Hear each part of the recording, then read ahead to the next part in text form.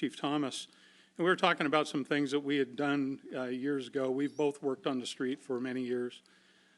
He was gracious enough to invite me down and over donuts, of course. We were discussing some of the things that goes on in the world today and how both the police and fire department can work together to just maintain the relationship that we have. I'm deeply grateful for Vic's service on the council. Up until about 4 years ago, I was a resident of Des Moines for my life and since moved, but I want to be back here tonight to recognize Vic and his service. So I would urge the council, especially the new members of the council, to educate yourself on what it is that the fire department does with the city. And if there's ever an opportunity to strengthen those bonds going forward, I would encourage you to do so. We have an open policy with regard to ride-alongs. I would invite any member of the council to ride with the fire department, and we can certainly set that up for a future, because I think it would be eye-opening for you to see what the fire department does. We do eat donuts, but not in the quantities that other folks do. Another reason I'm here tonight is more of a personal nature. I've known Vic for, on the way down here, I was thinking about this, nearly 50 years, 5 decades. We met when we were about this tall. And I am holding back some emotion right now because we have been through some pretty incredible stuff along the way. It's been a real journey. This is one of my dearest friends. He's also now my boss. Publicly, I have to call him Chief Pennington, but privately, he's Vic or Victor, and will always be that. So if you want to fire me for that, Chief, go ahead. He is a brother that I've never had. There's many stories, and I won't bore anyone with them, but I will just say that as my chief, you have my respect.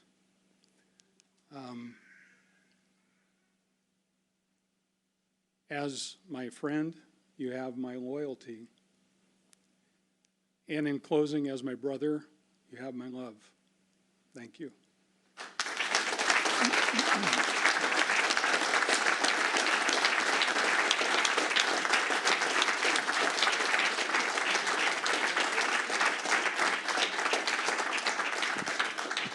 That's hard to follow. Well, you're not my brother. You are my friend. And I will say that over the last 5 years on council, you have been quite a mentor. And I think that many people on council today would say the same. And hopefully those who have yet to really know you will reach out again as you are the chief. I'm going to miss sitting in the audience seeing you. But there were times that, you know, on council we were hoping you would sort of land that plane a little bit. You know, so we're going to miss that too. But I just have to say I've loved serving with you over the last 5 years. And I know you're going to do great things in the new department that you're, well, not new, but in your new position. So love you, Vic. Thank you for everything.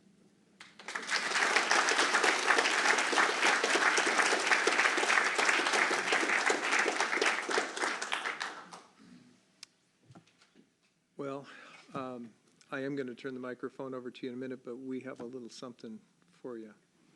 So, excuse me 1 second.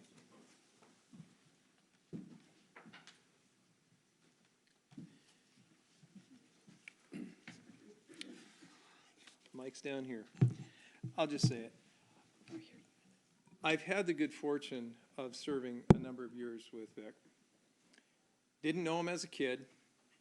I met him, although we've lived in the neighborhood. We've seen each other out and about, but we got to know each other really well over the past few years. Past 5, 6, 7, I don't know, something like that. And also got to know Sue as well and his family. And what I can say is, you know, it's an interesting thing. He's a very private guy, but he has the most solid friendships, and he radiates in what he does. He's got great stories. He's got great wisdom. And it has been an honor to serve with you. This is hard, because I'm going to miss you. But please accept this small token from the city, thanking you for your service, not only as deputy mayor, the champion of emergency management in this city, the champion of relationships with labor groups, as whether they're represented or not, and just an advocate for this city in the biggest way. We love you, Vic. Thank you.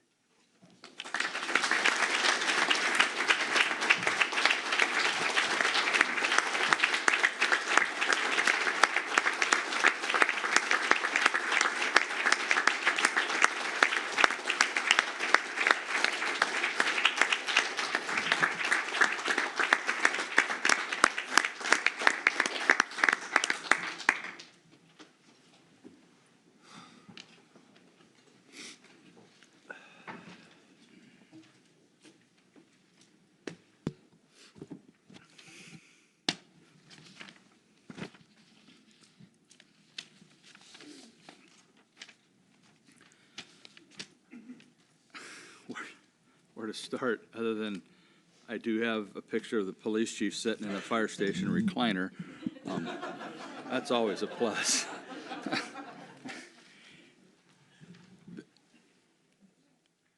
I've had the great fortune of coming to Des Moines when I was very young and spending my childhood here and raising my family here and going to school, doing everything here, and I started as an apprentice firefighter when I was 16 years old. Dave and I did that, and it turned into a career a couple of years after that, and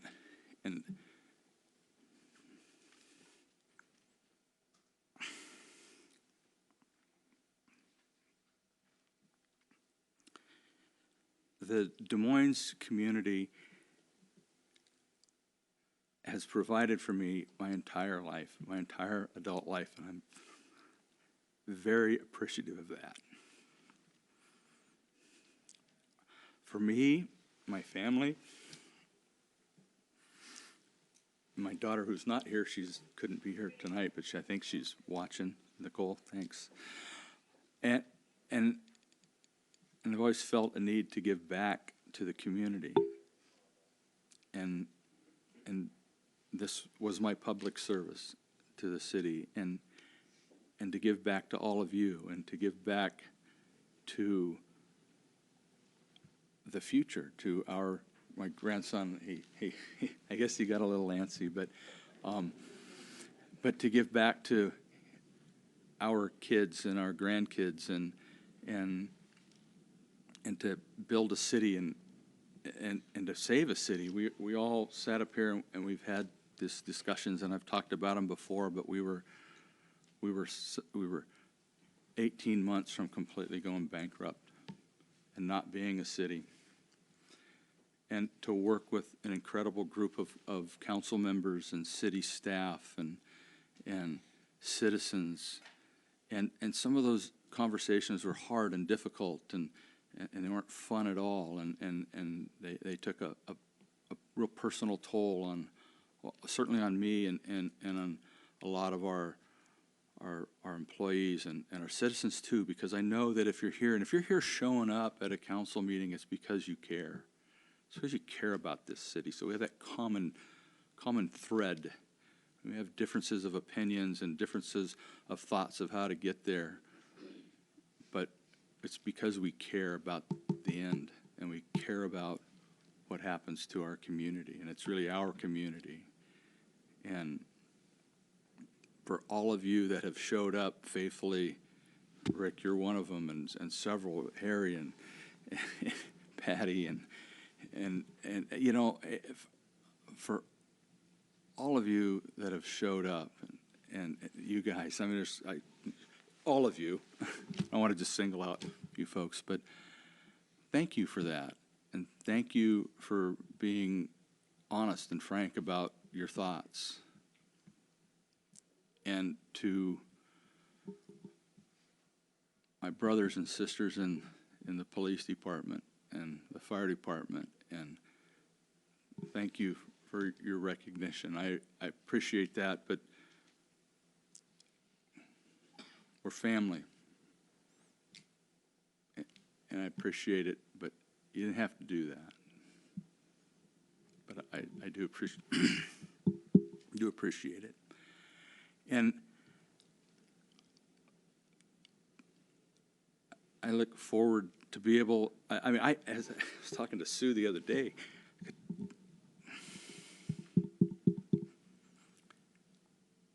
the closer this day came, the harder it was to just accept it. I thought, because I didn't think it was going to be, it's like, yeah, we'll just kind of end it and it'll go and life will go on. But the city of Des Moines family that I became a part of, man, it's just absolutely incredible. And it's like a loss. But I'm really, really happy I'll still be a part of that, and only in a different capacity. And it will still be there, and we'll still be taking care of each other. And I won't be setting up here, but maybe I'll set out there a time or two.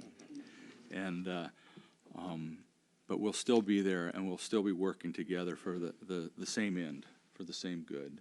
And thank you all for everything you've said, and thank you all for your friendship and your brother and sisterhood, and thank you for all of your kind words. And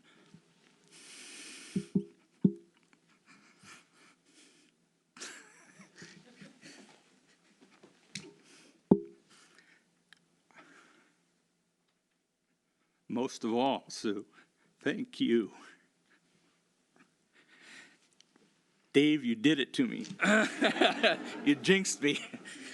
He said, see if he's going to cry.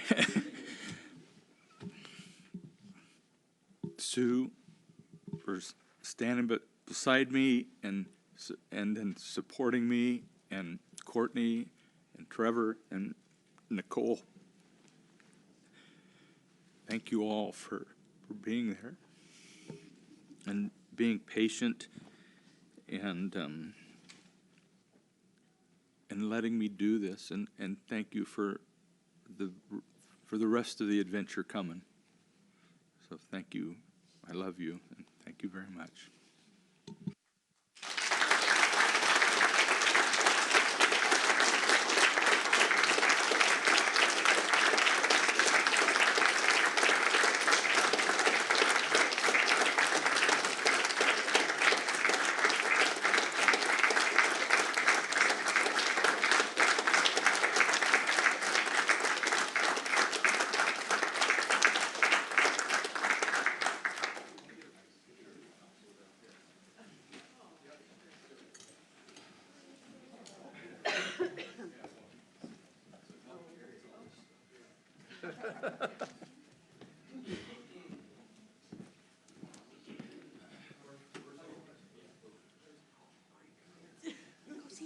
Go see Papa. You want to see him? Go see him. Go see Papa.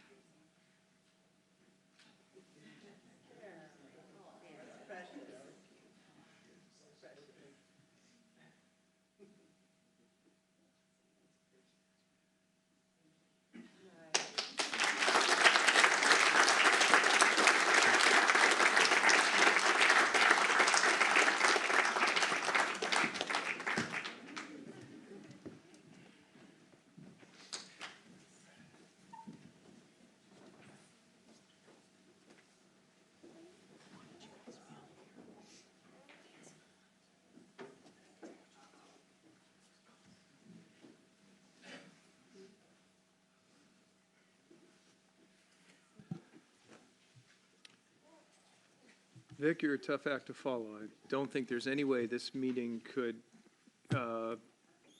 follow up with that, so we'll just get into the business of it, okay? So at this point, we have some guests here to give some presentations.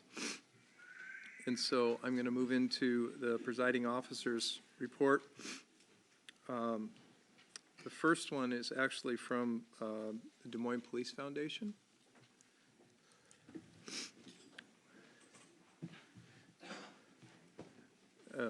Council, the presentations are a little bit out of order compared to the agenda you have in front of you, and that is because I'm trying to, we have a number of officers and so forth here, so I'm trying to accommodate everybody. Come on up. Make sure Bonnie's up here. Good evening. My name is Yvonne Nutting, and I am the president of the Des Moines Police Foundation. And I am here with Janelle Stoneback, Tad Doviak, Jan Magnuson, Denise Hall, Bonnie Wilkins, and Gina Proctor. And we are also here because we have something to give the city, to give to the police department. And it is a check for $18,500. Wow.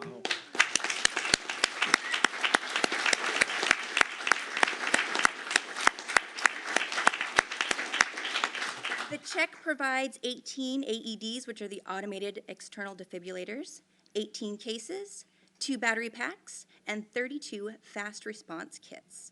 I want to thank the amazing Police Foundation, our auction team committee, which was Jenny Hills, Jessica Vick, Denise Hall, Bonnie Wilkins, and our chair, Gina Proctor, and our amazing community for helping to donate all the money to be able to do this for you guys. So without further ado, Wow. Let's do this.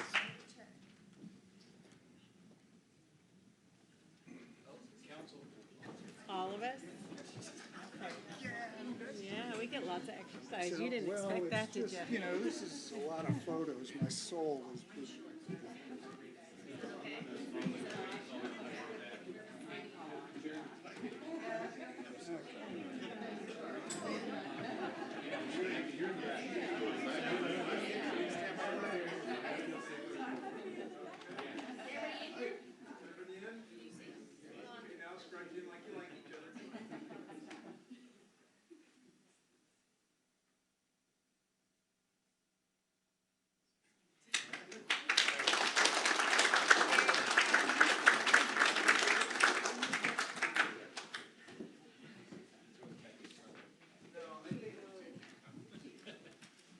Is there a problem if I display this prominently, like right here? Yeah, let's do it. No problem at all. All right. Thank you very much.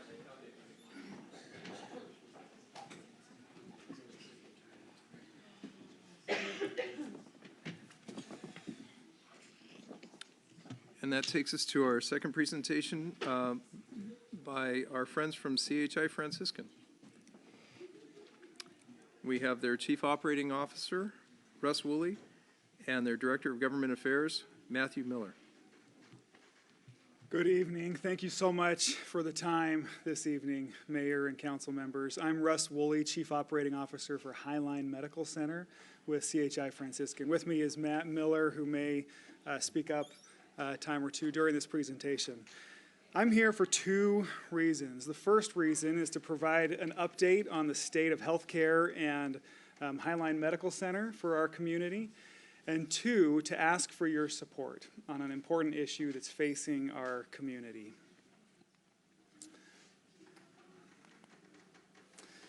A brief overview of Highline Medical Center. Those of you who have lived in this community for some time, I'm sure know of us. We opened in 1958 and just celebrated 60 years this last summer.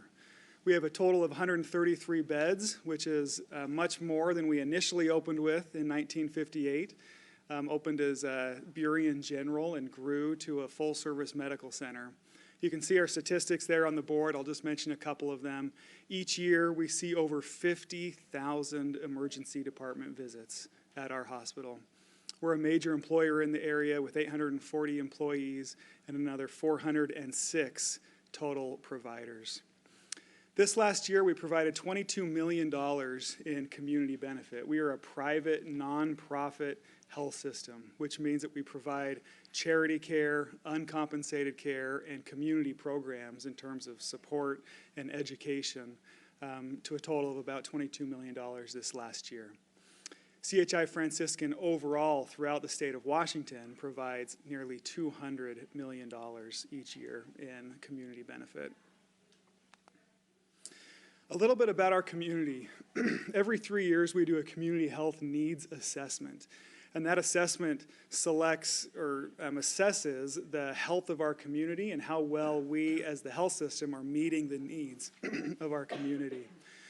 Some statistics from that health assessment. We are still in a population boom, and we're becoming increasingly diverse. And for the first time this year, more than half of King County children are children of color. With this population boom comes rapid rises in the cost of housing and homelessness. Our community is aging. By 2040, 1 in 4 residents will be age 60 or older, which is up from 1 in 7 in the year 2000. There are some things that are getting better. Improved health insurance coverage due to federal and state legislation, and large initiatives in the school system to discourage drinking sugar-sweetened beverages. There are also some things that are not getting better. Homelessness, people reporting insufficient physical activity, obesity, mental health, and drug-related deaths.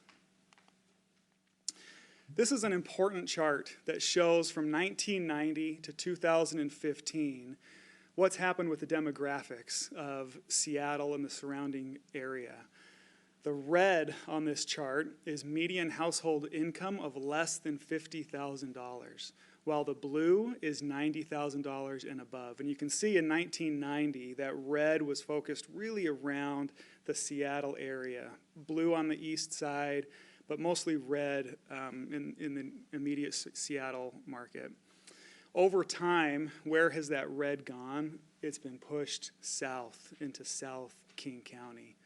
In 2011 through 15, the blue is still on the east side, but the red is right here in southern King County in our wonderful community of Des Moines, Burien, this area. A little bit about Highline Medical Center. This chart represents the number of involuntarily detained people within our hospital. So people who are coming to our emergency department and are detained, meaning that medically they are not allowed to leave the hospital because they are at risk of harming themselves or harming somebody else. So they are medically detained and held at the hospital. The highest number on this list is Harborview's Behavioral Health Emergency Department at 89, and second on that list is Highline Medical Center. All of these other hospitals in yellow are hospitals many times greater the size of Highline Medical Center. So it's a reflection of the patients that we see, the acuity of patients that we see, and the challenges that that presents to a small community hospital. CHI Franciscan affiliated with Highline Medical Center in 2013, and we have really worked hard to improve the health of this community and improve the outcomes for Highline Medical Center. We have 6 strategic priorities. Number 1 is to deliver the best quality, safety, and patient experience. That's why each of us get out of bed every single morning and come into the hospital. And we'll show that we have dramatically increased our quality scores and our safety scores so that we are absolutely on par and competitive with facilities that are downtown Seattle. Number 2 is B1 CHI Franciscan. That means whichever door you access a Franciscan, patients can rely on the same level of service and quality. Number 3 is to capture the hearts and minds and spirit of our healthcare team. We have to work to attract the top talent in nurses, in doctors, and surgeons, and primary care providers, and environmental services workers, and security workers, and retain them and develop them. Number 4 is be brilliant at the basics. The basic things that hospitals need to do, we need to do really well. Number 5 is to transform ourselves to deliver value-based care. That means don't focus on just what happens inside the hospital, but get out into the community and do health promotion and education and keep people well, focusing on prevention. And number 5, we are one of the most diverse communities in the state and even in the country. Highline Public School District speaks over 125 different languages, and so we recognize and celebrate the diversity in our community and in our workforce. This shows our progress in the Leapfrog safety grade. You can see just a few years ago, we received an F rating. But through consistent and steady leadership and focus, we've been able to dramatically and consistently improve that score over time to a high B, and we are continuing to improve each year. Our staff engagement is up. We have some really neat things happening right now. This shows our staff engagement from 2018 in blue to 2019 in green, and we are up double-digit percentage points in all of these major categories. Employees recommending the organization to family and friends, being satisfied, saying it's a good place to work. They'll work here 3 years from now. They would stay if offered a similar position elsewhere, and that they are proud to work for our organization. So as you know, when your employees feel happy and energized, good things follow. There's a momentum at Highline Medical Center that just hasn't been there in a long time. We are also positioning ourselves for growth. We are going through a master facility planning exercise to meet the growing demands of this community. And we have plans to modernize our facility and expand our capacity and create a new modern look and feel. And our promise to the community is that we will have 100% private acute care beds and no longer have any shared rooms. So you can look forward to that in the coming years. This is a program I wanted to specifically highlight that we are doing outside of the hospital. So here, the current scenario, this is what happens for patients. They are high risk, they come into the hospital, they are treated and stabilized, and they go home. They have another problem. They come back to the emergency department. They're treated and stabilized. They go home, and then they come back, and they're in this cycle. Many, many people in our community are caught in this cycle. The Highline Health Connections program is a program that identifies these high-risk individuals, treats them, and goes into their home and into their community and connects them with transportation, housing, nutrition, mental health services, medication, whatever they may need to lift them out of that cycle. There's a story of one gentleman who kept coming back to the emergency department because of gastrointestinal issues. And it wasn't until our team went out to his home and realized that he was having trouble keeping his power on. And when his power would go out, his food would spoil and he would have digestive problems. This team went out and connected him and helped to lift him out of that so that he can have reliable power and be in a healthy state. And he no longer is coming back to the hospital and to the emergency department every week like he was before. And that's just one example. This program is very beneficial. You can see here, this is total ER visits and hospital visits 6 months prior to implementing the program by these individuals, and then the red is 6 months after. We see dramatic reductions in hospital utilization from these high-risk individuals through this program. And that's just one example of a program that we're doing to elevate the health of this community and to reduce homelessness.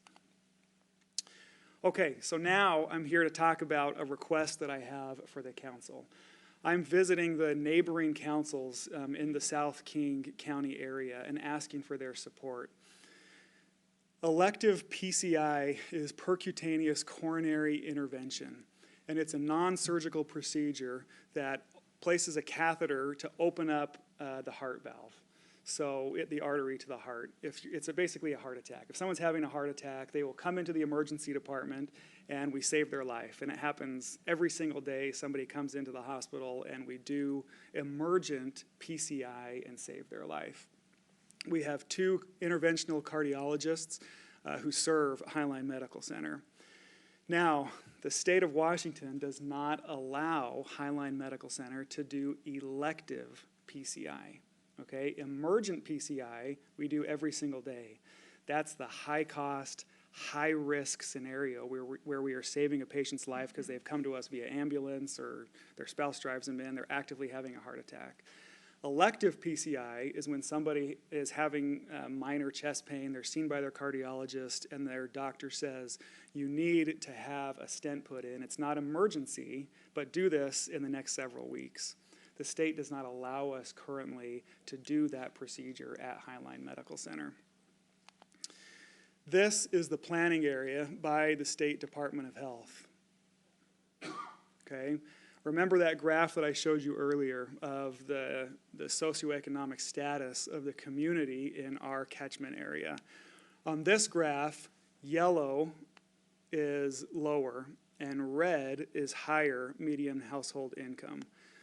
So yellow, meaning the poorest and most vulnerable community members, live in the South King area. The numbers are hospitals. The blue are hospitals that can perform elective PCI, this preventative life-saving procedure, and the red are hospitals that are not allowed due to the state Certificate of Need Department of Health rule. Highline Medical Center is this number 6, right here in the middle of this community that desperately needs this service. We know that there's a high correlation of poverty and higher rates of morbidity and mortality. And the chances of somebody who lives in this area to make an appointment and travel to downtown Seattle for this preventative measure and come back to their home is just not very good for many members in our community who are in poverty and who really need this service. This is the 10-year forecasted PCI volumes, and it's expected to grow 14% as our community continues to grow and age. This problem is not going away. I've got a brief video to share just a couple of patient stories. These are patients who live in this area, in this community, who could have received this procedure at Highline Medical Center, but were required to travel outside of their home community to receive this service. It's just a couple of minutes long.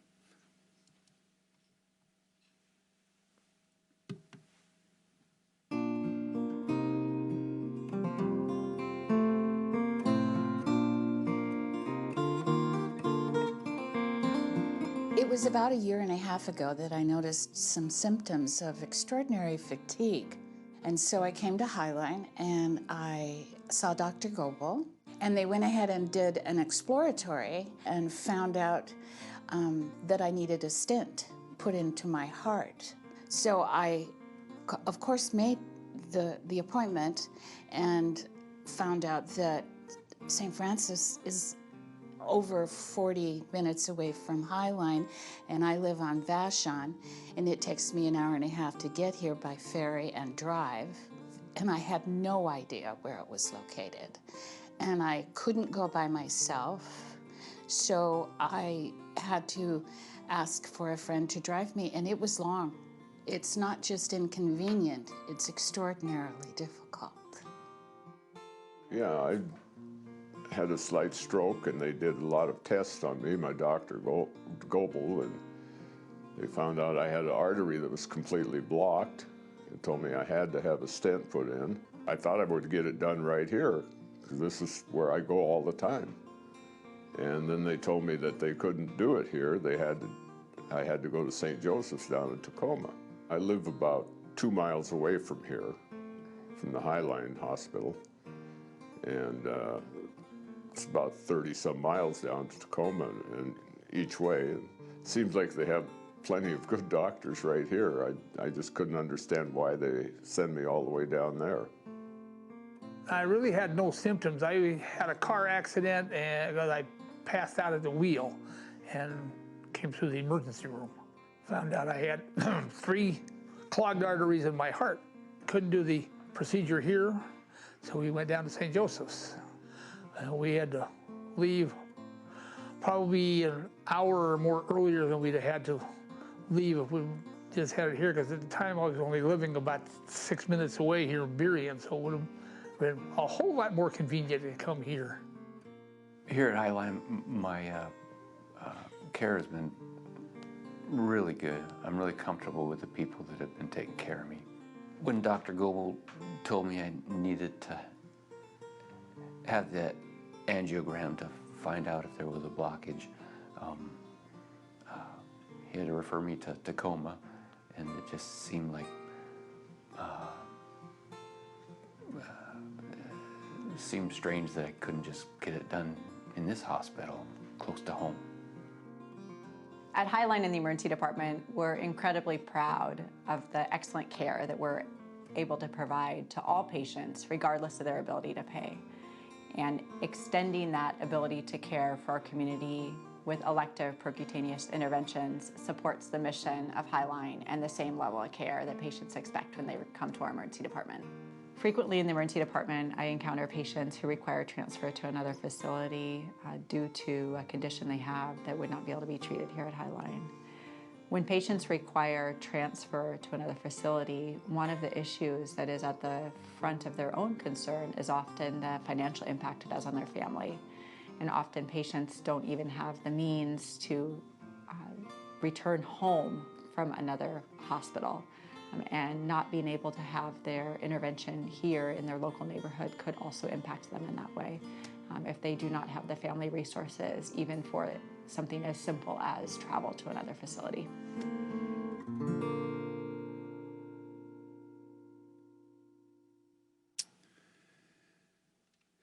I would like to submit a letter of support for your consideration that you can join with us in submitting to the State Department of Health for us to be able to perform this important preventative life-saving procedure. And I will email that letter of support to your clerk for your consideration. As I said, I'm visiting the other councils. Burien has already enthusiastically supported us and returned that letter, and I'm visiting the others over the coming months. And so thank you, and I'm happy to take any questions. Councilmember Buxton, then Councilmember, or Deputy Mayor Mahoney. Thank you, Mayor. So what is the reason, if there are several hospitals in the region that are able to provide that procedure, is there like a limit on hospitals that the Department of Health has from the state, or? And I'll have Matt come up. He's really Okay. our expert on the rule, but that's Okay. exactly right. Within our planning area, there's a limit on the number of hospitals that can do this.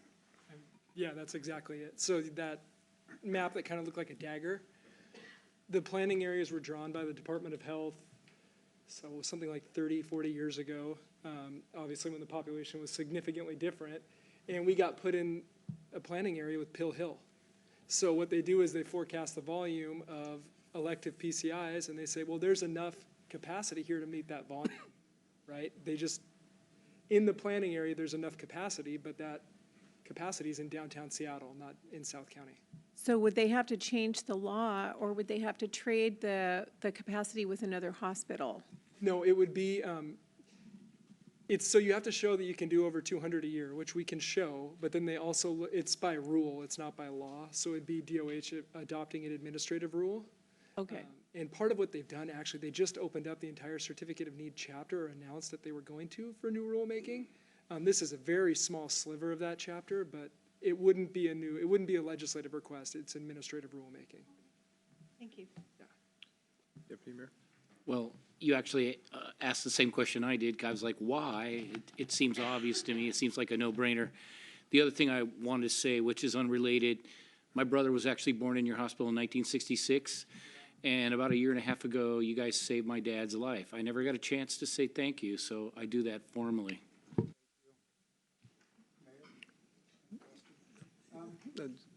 Yeah, Mike on.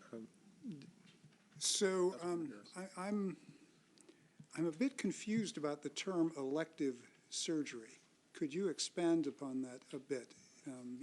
Yeah, okay, there's emergent surgery and there's elective surgery. Emergent surgery is it's an emergency, you need it right now, you're actively having a heart attack and you need to go in into the cath lab immediately to remove that blockage. Elective means scheduled or planned, okay? So it's something that needs to be done, but not today. It can wait a few weeks, it can be scheduled. That's what we're prohibited to do. We can do emergent PCI through the emergency department in our cath lab. Like I said, we do it every single day.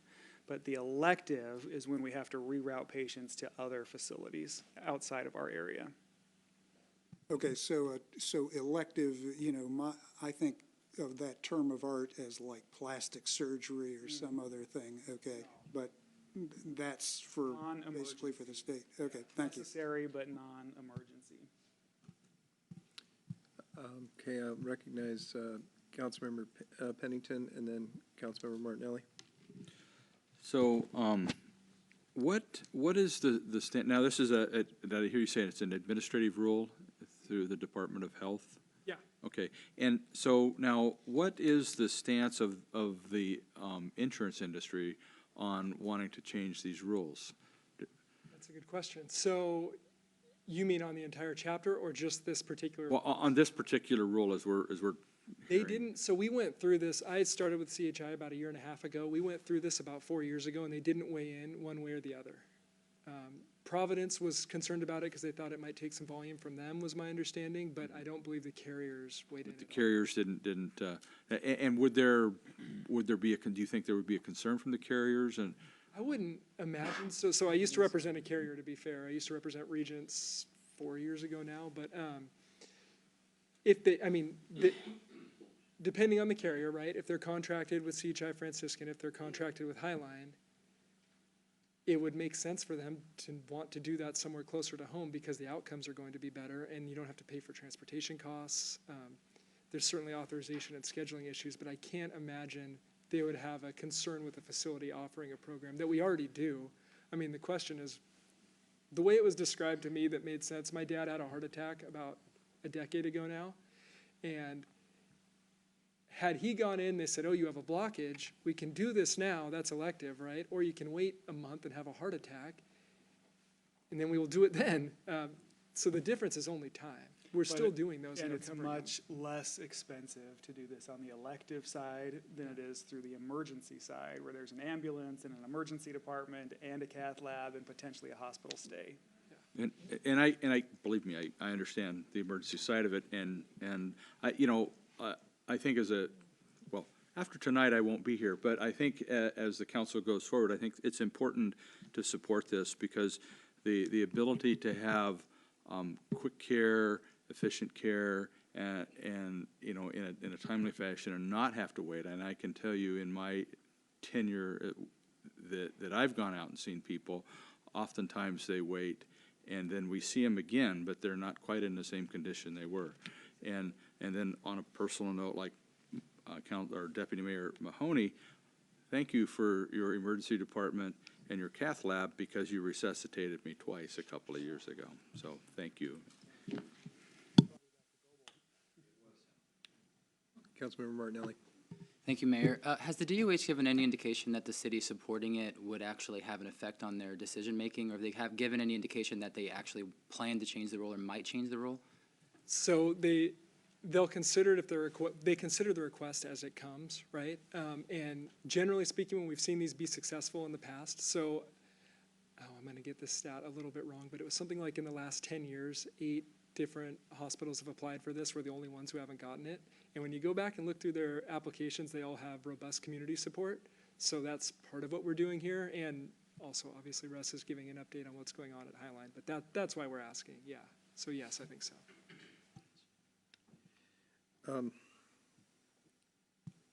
Council, from my personal angle, I would like to see us move forward with this, and there's a couple ways we can do it, but the most efficient way is if they forward their letter to us and the council authorizes the city or myself to sign it and get it in, and then another alternative that we have, because we have our legislative advocate here, we can add it to his agenda, if that is amicable with the body.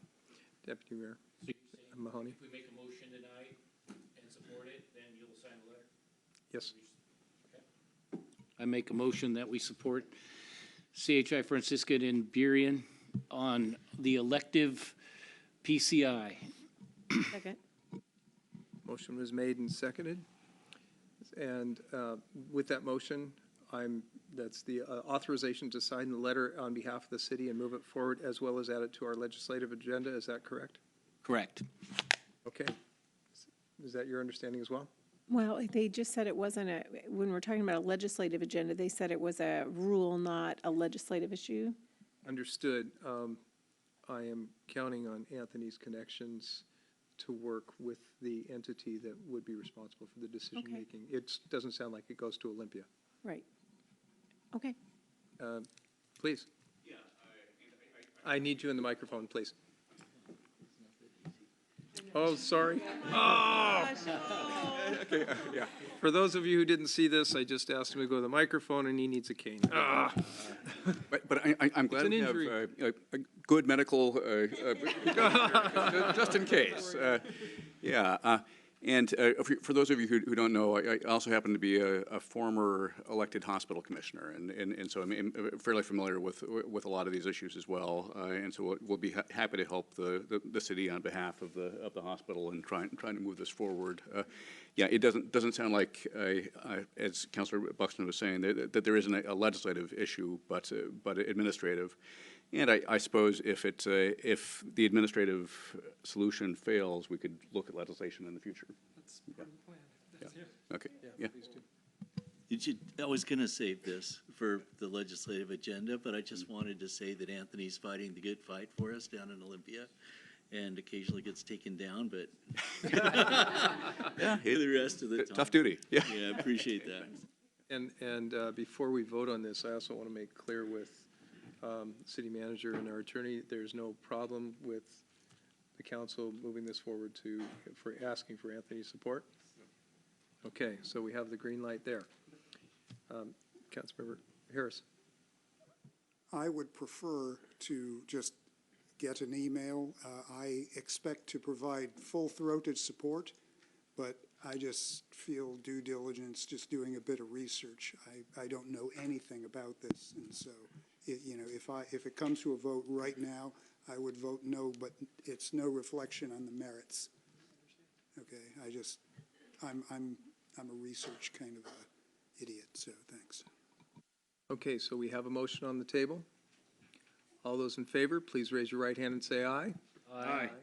Nay? Passes 6-1.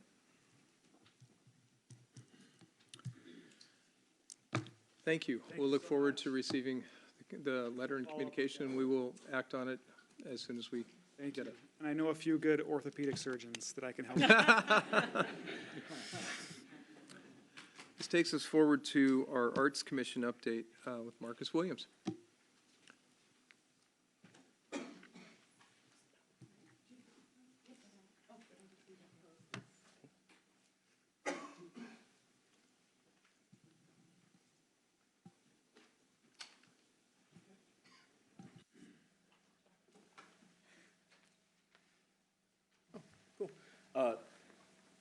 Mr. Mayor, City Council, thank you for having us this evening. My name is Marcus Williams. This is Tiffany Malaki, and I am the chair of the Des Moines Art Commission, and this is one of the vice chairs. The other vice chair wanted to be here. Her name is Kendall Shaw. She, unfortunately, is dealing with a lot of the aftermath of last night's Seattle shooting. She works for the city of Seattle, so she couldn't be here with us tonight. Really quickly, if you guys don't mind, I just would like to do a brief land recognition and just recognize that we are on Duwamish land. It's a tribe that is not actually federally recognized currently, and I learned this summer actually that doing a land recognition is not just about recognizing that we're on stolen land, but also recognizing that we're in somebody else's home. And when you're in somebody else's home, you treat everybody in that home with respect. It's a community. And so I just wanted to let you guys know that today, and that I intend to treat you all with respect, and I hope it is reciprocated. So thank you again, like I said, to the City of Des Moines, to all of the staff, and to all of the council. So like I said, my name is Marcus Williams. I'm the chair. This is Tiffany. Kendall's not here. We have Sarah, Nick, and Jim. And then I believe later tonight, Eduardo is going to be appointed. And so we're really excited about that. And a big thank you to Susan, Katie, and Ashley for all of the support on the commission, and as well as Louisa Bangs, former council member Bangs, and Shannon Kirchberg. I can say that 2019 was a rebuilding year for the Art Commission, and without Louisa and Shannon and without their wisdom, we definitely couldn't have gotten to where we are today. So thank you guys for that. So the vision and mission statement, Des Moines is recognized for its advancement of vibrant arts and culture, and we'd like to establish Des Moines as a center for the arts, which is something that since I joined the commission in 2018, we've worked to do every day, every month, through different events and programs that we try to put on. Some of those programs are of last year's Shakespeare in the Park that happens at the Marina. It's one of the more popular events and actually brings in a lot of donations, even compared to the concerts, which have a higher attendance than Shakespeare. So that's really impressive. Last year, we added the Burien Actors Theater. We noticed that a lot of what we do happens at the Marina, and we wanted to make sure to spread it geographically, and so that took place at Wooten Park in Redondo, and we wanted to continue to expand that as we go. The summer concert series, it was super exciting. There's a lot of ups and downs. We had a really good band lineup, a really diverse band lineup, completely new to anything that we've kind of seen before. And we had a completely new stage and sound setup, which was all new this year. We went from about a 10 by 10 stage with a tent on it to a 20 by 24 stage and a full sound booth and power running to the stage. And we heard nothing but positive feedback as far as the step up for the concert series. So we're really excited about that. The attendance, when weather permitted, it was really good. It was, with around 1,000, if not more. Now, my luck being the first year as chair on the commission, we hadn't had rain in 6 years for any concerts, and then we had rain for 3 concerts. So that happened, but the community still came out. The community still supported, and we were really, really happy to continue to put that on. And we hope to bring back an even better concert series this year. Squidorama this year also down at Redondo. I mean, we had probably 350, 400 people show up to that again this year. It's been a really positive children's event. And this year we actually stepped up a little bit and we created kind of art gift baskets for the top 3 winners. And so we gave the kids something to show them, like, hey, you did something, you won, here you go. And so they were really excited about that. I just want to say that we have a commitment to this community to bring art to the community, and we really appreciate the city's backing us and showing your commitment to us. And we want to return that by, showing that to the city. So thank you guys for that. Just a little smattering of what we did last year. That's actually the stage there in the bottom middle. And I wish I had a picture of the old stage to see so I could show you the difference. But and then you also have the Burien Actors Theater play, the Shakespeare play, and then a few of our commissioners and Louisa there. So for 2020, we, thank you to the city, we got an increased budget, and we are able to do some things that we didn't think were possible before, and so we want to continue to expand the Art Commission as, like I said, a center for the arts in Des Moines. And one of the things that we want to involve into our marketing plan is making sure that we use local artists and local art. And so that's been kind of high priority for us. We're looking at redesigning a website, and so we're trying to make sure that we use somebody within Des Moines, an artist within Des Moines that can do it, that has the capability to do it, or at least within the surrounding areas, but preferably Des Moines.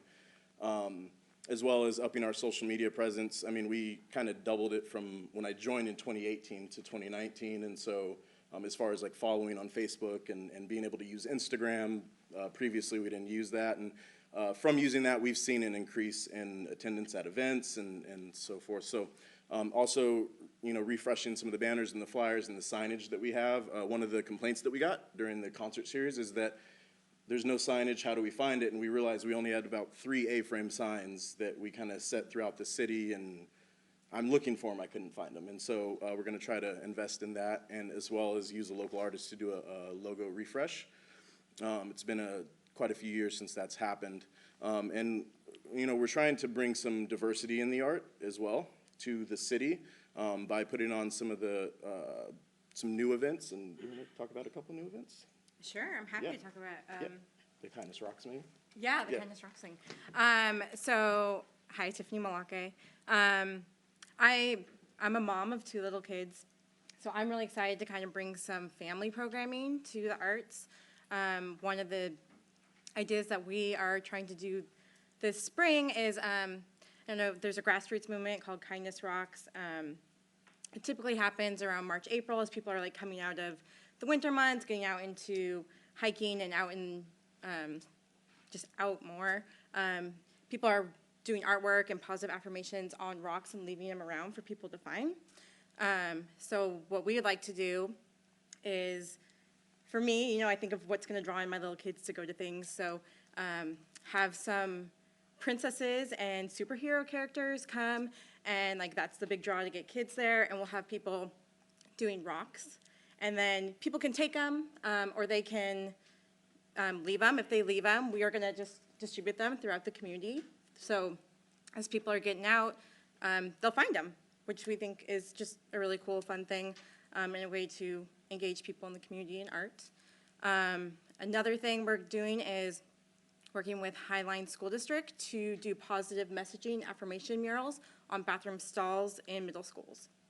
So we just actually made that connection and then started working on that. And those are the 2 new big ones. Yeah. Yeah, absolutely. And so, you know, one of the things that we noticed was Squidorama was kind of the only children's event that we held. And then, you know, so that was kind of top priority, is expand the children's events, expand the children's programs. Art really helps to foster that, you know, growth in children. And so we're excited about those. So internally, what we've tried to do is, you know, one of the things as chair coming in that I thought this year would be really important is that there should be some continuity and some transparency and understanding of how the Art Commission operates. And so what we've kind of teamed up to do is to create policies and procedures so that in the event, let's say that every single art commissioner decided they wanted to resign and 9 new commissioners came in, they'd be able to pick up right where we left off and continue. And that was something that we didn't have, and so that was part of the struggle, and we realized, well, we don't want that to happen again. So we are updating the bylaws a bit. They haven't been updated since, I think, 2011 or 12. And we've created some guiding principles as far as what is it that we look for in art events and in partnerships with different community organizations. And so, you know, we've created kind of an internal checklist to see, does this meet the sniff test? Is this something that we want to be a part of? Is this something that maybe we should direct this group to go elsewhere? But, you know, just being able to look internally at documents and say, okay, we know that we want to partner with this organization, and we know that this is the type of event that we want to help put on or sponsor or whatever it might be.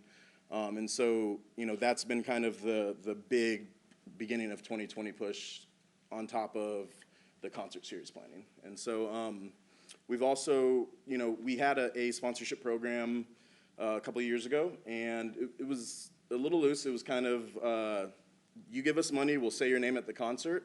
And so we're revamping that so that there's an actual sponsorship structure, and people will know what they're getting with the amount of money that they're giving to the organization. And then again, we've created kind of a criteria for not just events, but different programs or different artists that want to partner with the Art Commission, and so we can tell really quickly whether or not we want to do that. And again, like I said, we're committed to this community and committed to giving back as much as we can, and we thank you guys for your commitment. Questions? Deputy Mayor Mahoney. So you probably know the question I'm going to ask.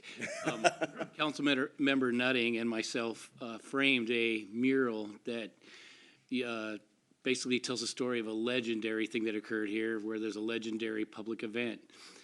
We were wondering if you had any plans of where that might get placed in the future. Yeah, so we've got some ideas. We are working with the city staff to figure out logistics of where it could possibly go. And then, are also hoping to get community feedback on where they'd like to see it. You know, we've kind of mentioned that it would be nice to have it at the marina, and some people loved it. Some people said, I don't want to pay to see it. And, you know, there's been kind of a lot of back and forth. But I think the first thing we need to figure out is logistics. Where can we actually put it? Because it's a decent sized mural. So we are working on that. One suggestion, you might talk to the Harpers here. They might have a location. Yeah. All right. Any other? Councilmember Pennington. Yeah, thank you for all of you for volunteering and doing this work. I know this last year has been a pretty rough year, and I'm thankful that you stuck around and you worked through it, and you've got some really good plans of how to change your structure, and that's good. And so thank you for doing that. Thank you for the work you've done and what you're going to be doing in the future. It sounds great.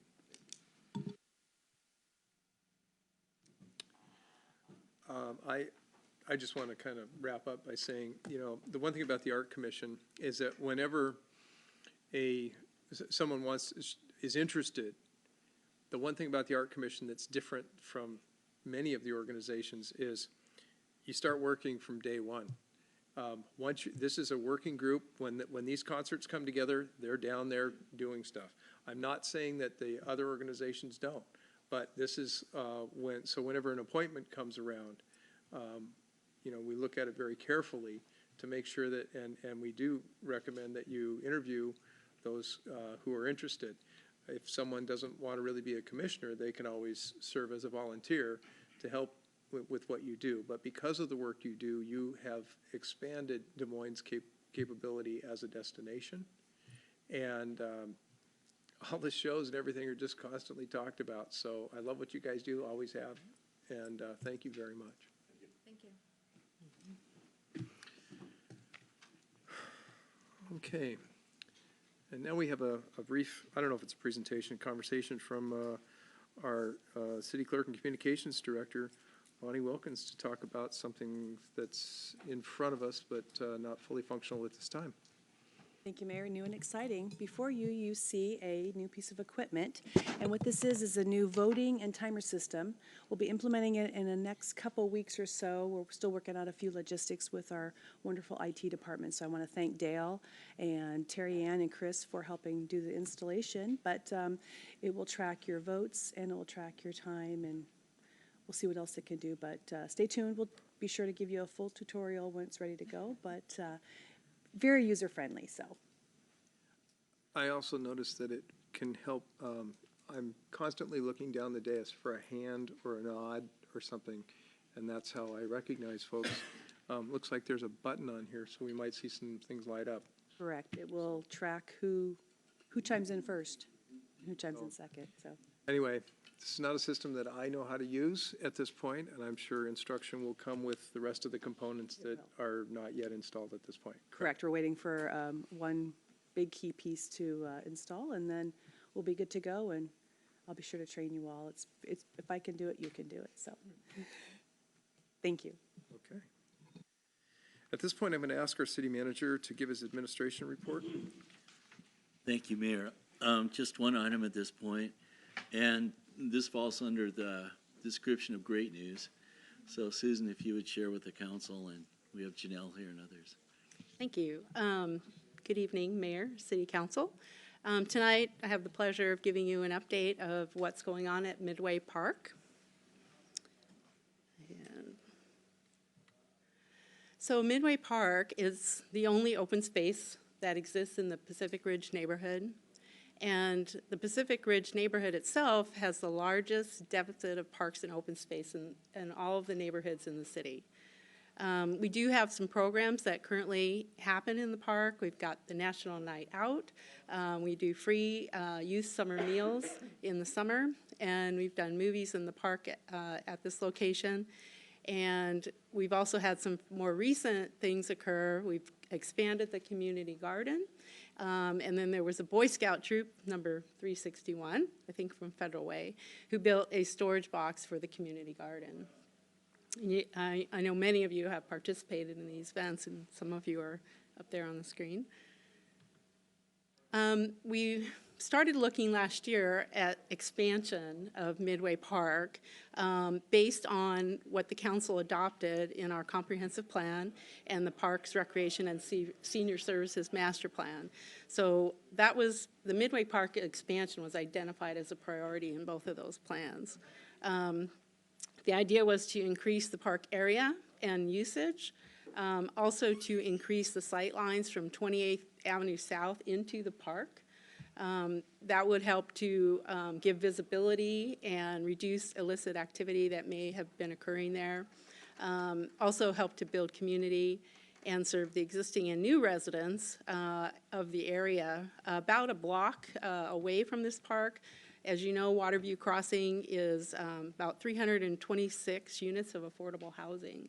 So it's going to, and about 6 of those buildings are occupied right now or starting to be occupied. And when it's fully occupied, this is going to be a much needed open space. The history of how we went about this acquisition, in 2019, we were awarded about $675,000 to acquire 2 parcels adjacent to the park. And the money came from King County Conservation Futures, or CFT funds, and that comes from a portion of the property taxes that is specifically designated for purchase of open space area. The really nice thing about this money that we got is that there was no match requirement. And this was a new program in 2019. Prior to that, there was always a match requirement. We were one of the very first projects that was awarded a match waiver. And so the purchase for both parcels is fully funded by these grant funds. So I want to also acknowledge King County Councilmember Dave Upthegrove and King County staff, particularly Ingrid London from King County Department of Natural Resources and Parks, who are extremely helpful in this effort. And especially Janelle Stoneback, who I see is here tonight, who did an absolutely amazing job of negotiating for these 2 properties. Neither of the parcels were on the market, and so to go from just contacting someone cold and being able to come to an agreement and helping us to close the sales, thank you, Janelle. And a number of city staff, this was really a team effort amongst the staff. A lot of people had hands on the grant applications to get those in and make a compelling case to King County. Oops, too far. So we've done it. We've purchased and closed on both parcels. The first one was in May of 2019. We purchased the parcel, the vacant one, at 22106 on 28th Avenue South. And then just a little bit ago, January 15th, we completed the purchase of the second parcel, which is the corner lot with the home. According to our agreement on this parcel, the current occupants will stay until October 2020, leasing back from the city. And then the council, you've already approved the demolition of the house at that time. And then we're hoping to seek additional grant funds for 2 additional parcels. Oh, whoops, I don't know why the map, there was supposed to be a map showing there. Anyway, sorry about that. There was a map that showed these 2 parcels, but the 2 that would be acquiring are directly south of the 2 that we've already acquired.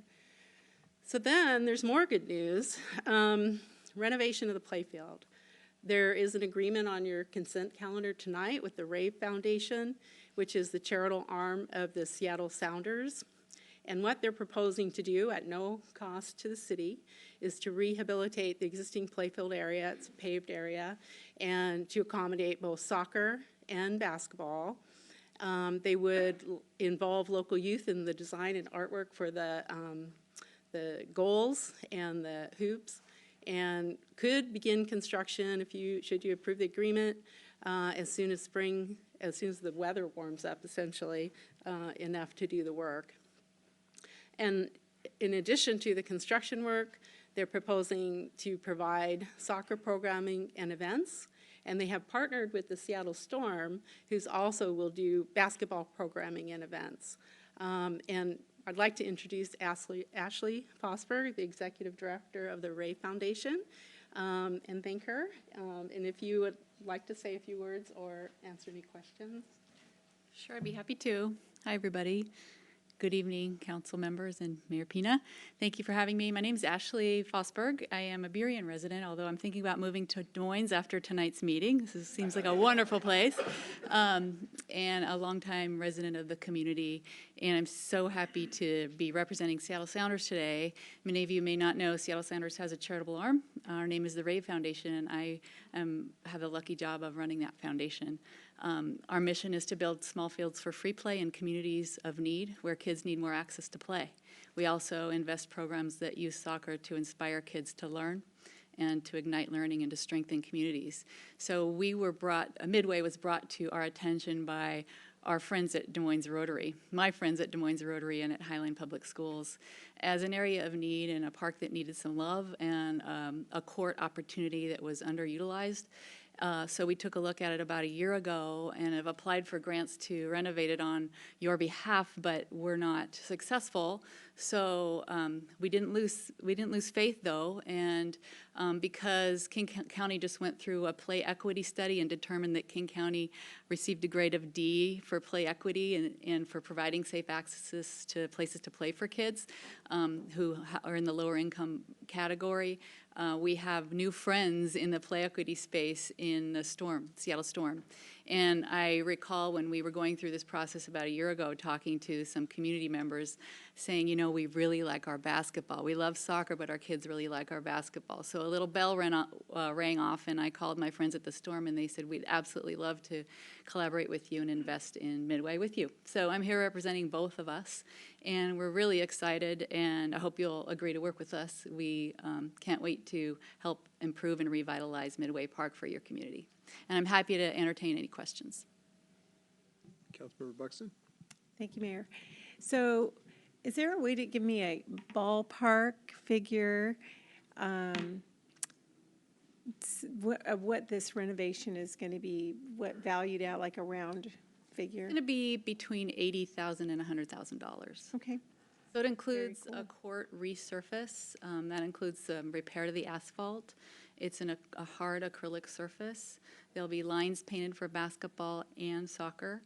The goals and hoops you have there now will be removed from the ground and revitalized with kids' artwork through a program we're going to invest through Parks and Rec, hosted by Midway Elementary, called Goals and Hoops for Art. So kids will actually do art projects. We'll take that art, give it to a design and fabrication firm, and then revitalize your goals and hoops and put them back into the ground there. And then so that kids from the community will go to their field and see themselves reflected at that field. We want them to feel like stakeholders in that community and that they've helped us build it. Wow. So that's about the ballpark, you know, to be determined as we move through the process, but that's about what we're expecting. No pun intended. No. Any other questions? Not, I have a question for Susan. I don't know if it's.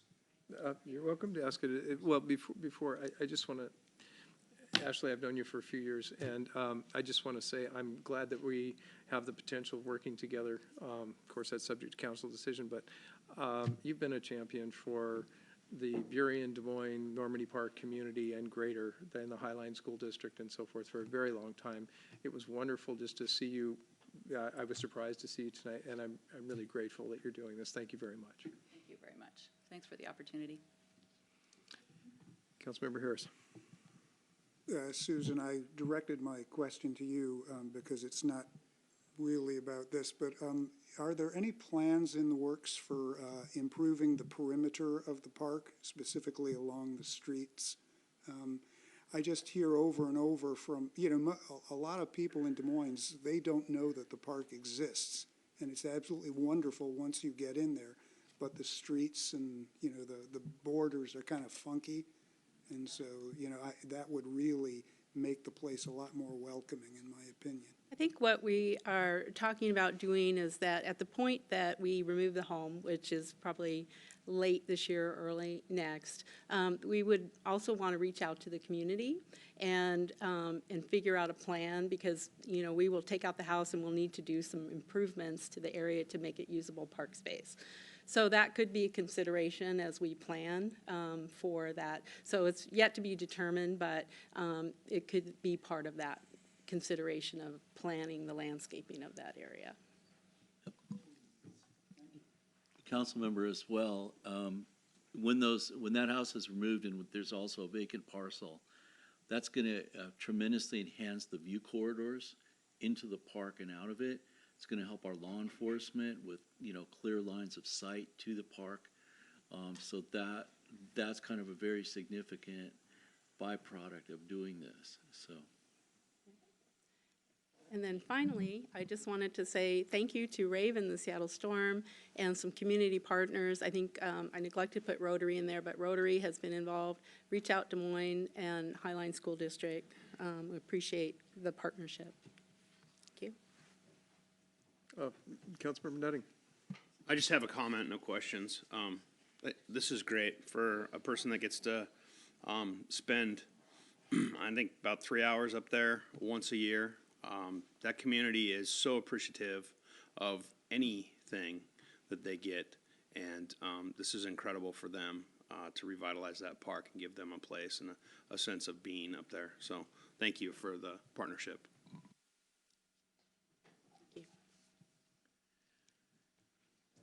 Okay. Takes us forward. Is there any correspondence? Yes, Mayor, we received 2 postcards, one from Edward Jones, Doug Myers, What's Up Des Moines. It is a business and community leader meeting that they're having on January 28th from 5 to 7 at the Marine View Drive location. And the second one is a thank you postcard from Casey McLean, who is the Executive Director of SR3, just wanting to thank all of you for your support this past year. And that concludes correspondence. Thank you. Thank you. This takes us forward to comments from the public. At this time, when I have 3 people signed up to speak, and when I call your name, please come to the podium, state your name and the city in which you live, and you'll have 3 minutes to speak. First person is John Ayar. Is it Ayer or AR? AR. AR. Okay. Thank you. Mr. Mayor, council members, I'm John Ayar. For the last 20 years, I have lived and I'm building a house or 2 in city of Des Moines. And Mr. Pennington, I'm happy that I was here today to learn about you.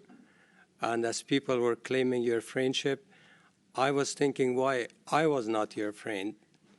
And then I remembered that unfortunately I was not born in USA, so we missed it.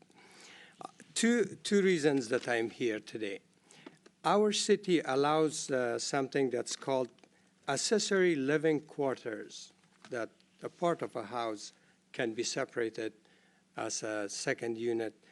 But I was told the maximum is 800 square feet. Mostly people want to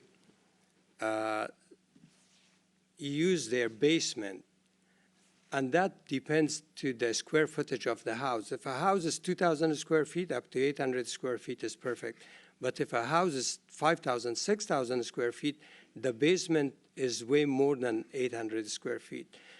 In order to include most of the houses, I think it is better to change it from 800 square feet to 1/3 of the house.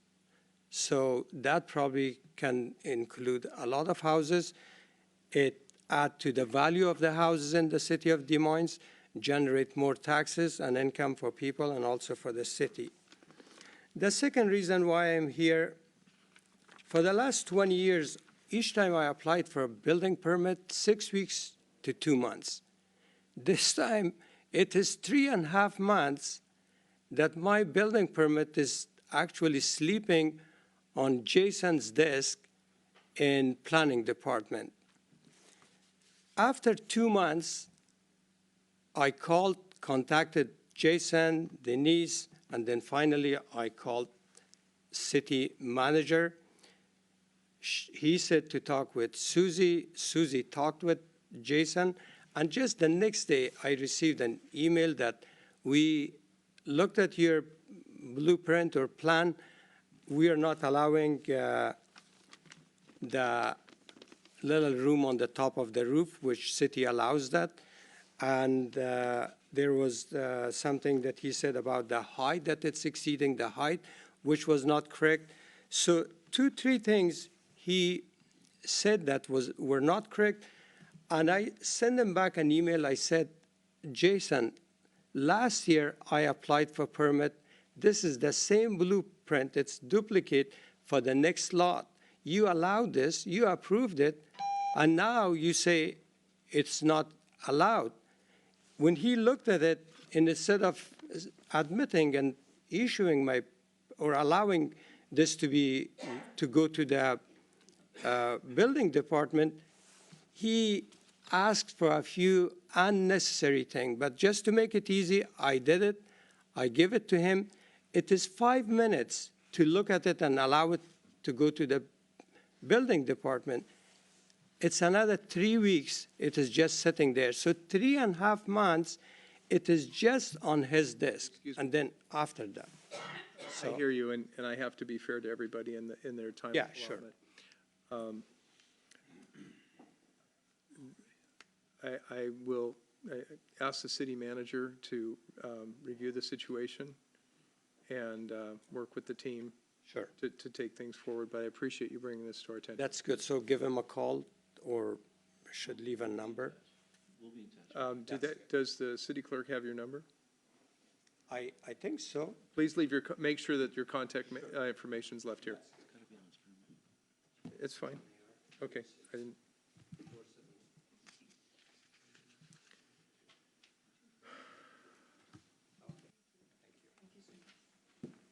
Thank you.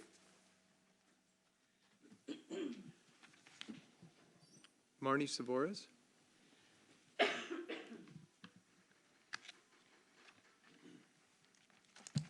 need to do anything? Okay. I'm Marnie Savoras, and I live in Des Moines. I actually live at 222nd and 13th, so you guys are just down the block from me. Mr. Matthias, I haven't met you. I hear great things about you, but I'm here to represent myself, and I'm pretty sure a lot more people that aren't here, because not everybody can make it. But I have to talk about the salary. You heard presentations from a couple of people tonight about our low income in our area. And I'm so sorry, but the salary is just so out of place.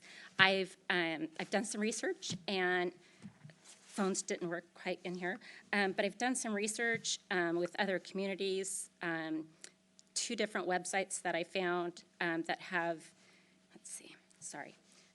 One from 2018, the highest city manager position was in Vancouver, Washington at 239. Our governor makes 177,000. Our attorney general makes 162,000. Also, I had, nope, that's the wrong one there. I had notes on a different Facebook page, but I can't look at that. I'm concerned about, so you did a great job getting us back, and we're not bankrupt anymore, close to bankrupt anymore. But I'm concerned, like, where is the income coming for us to pay these salaries? I also know that salary is like probably one of the highest salaries on the scale. And we're losing business, so I know that we're not getting revenue from additional buildings, or restaurants, businesses, and we have a lot of vacant properties. I know that there was something put out probably last year about all the accomplishments, but that's great, but me as a citizen, I don't see visually what those accomplishments are, and that's kind of what I'm looking for. And again, I don't think I'm just here as myself. I know that there are numerous people that feel the same way, and yeah, I guess that's all I can say. So, and I would ask for the vote to be postponed tonight, that chance, but I think that you should probably listen to more comments. This was short notice that I knew about this, and maybe postpone until the next meeting. Thank you. Thank you. And then the next person is Sandra Mock.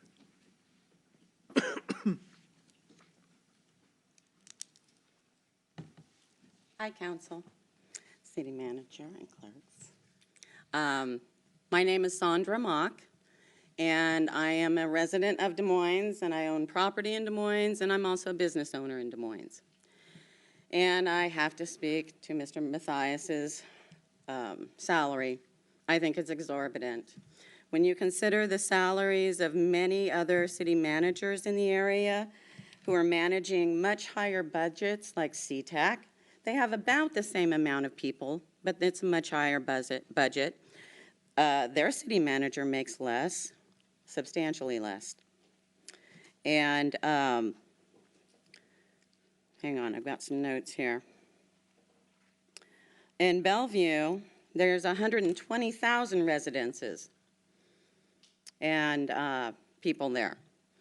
And he makes about 40,000 more without this raise than that city manager.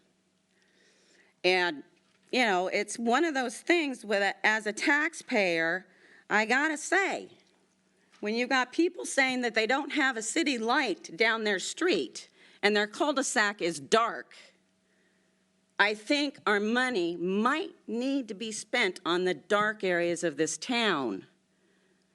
I think Mr. Mathias is well compensated as it is, and I want to know, is any other city worker getting a 5% raise? I think it's 1.9% across the board, am I right? 3%? Okay. Okay, all right. Well, from your beginning 4 years ago, with this raise, that would be a 45% increase with all of the benefits. And in 4 years' time, you know, we've seen, well, actually, the last 6 years, we've seen our property values double and our taxes double. And so the revenue, not because of Mr. Mathias, has been coming in because of the housing market predominantly.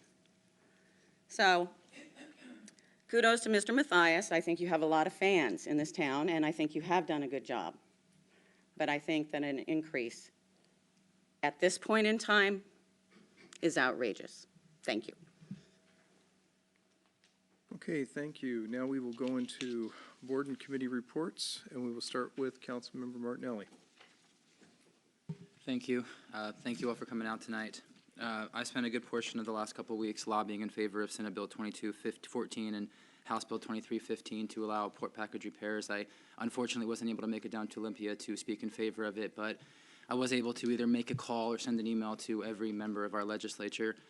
These are important bills that would, I think, improve the livelihoods of thousands of people. I know that Councilmember Harris and Mr. Hempstead will speak on that more, so I will leave that there. I want to address comments that were made at the last meeting.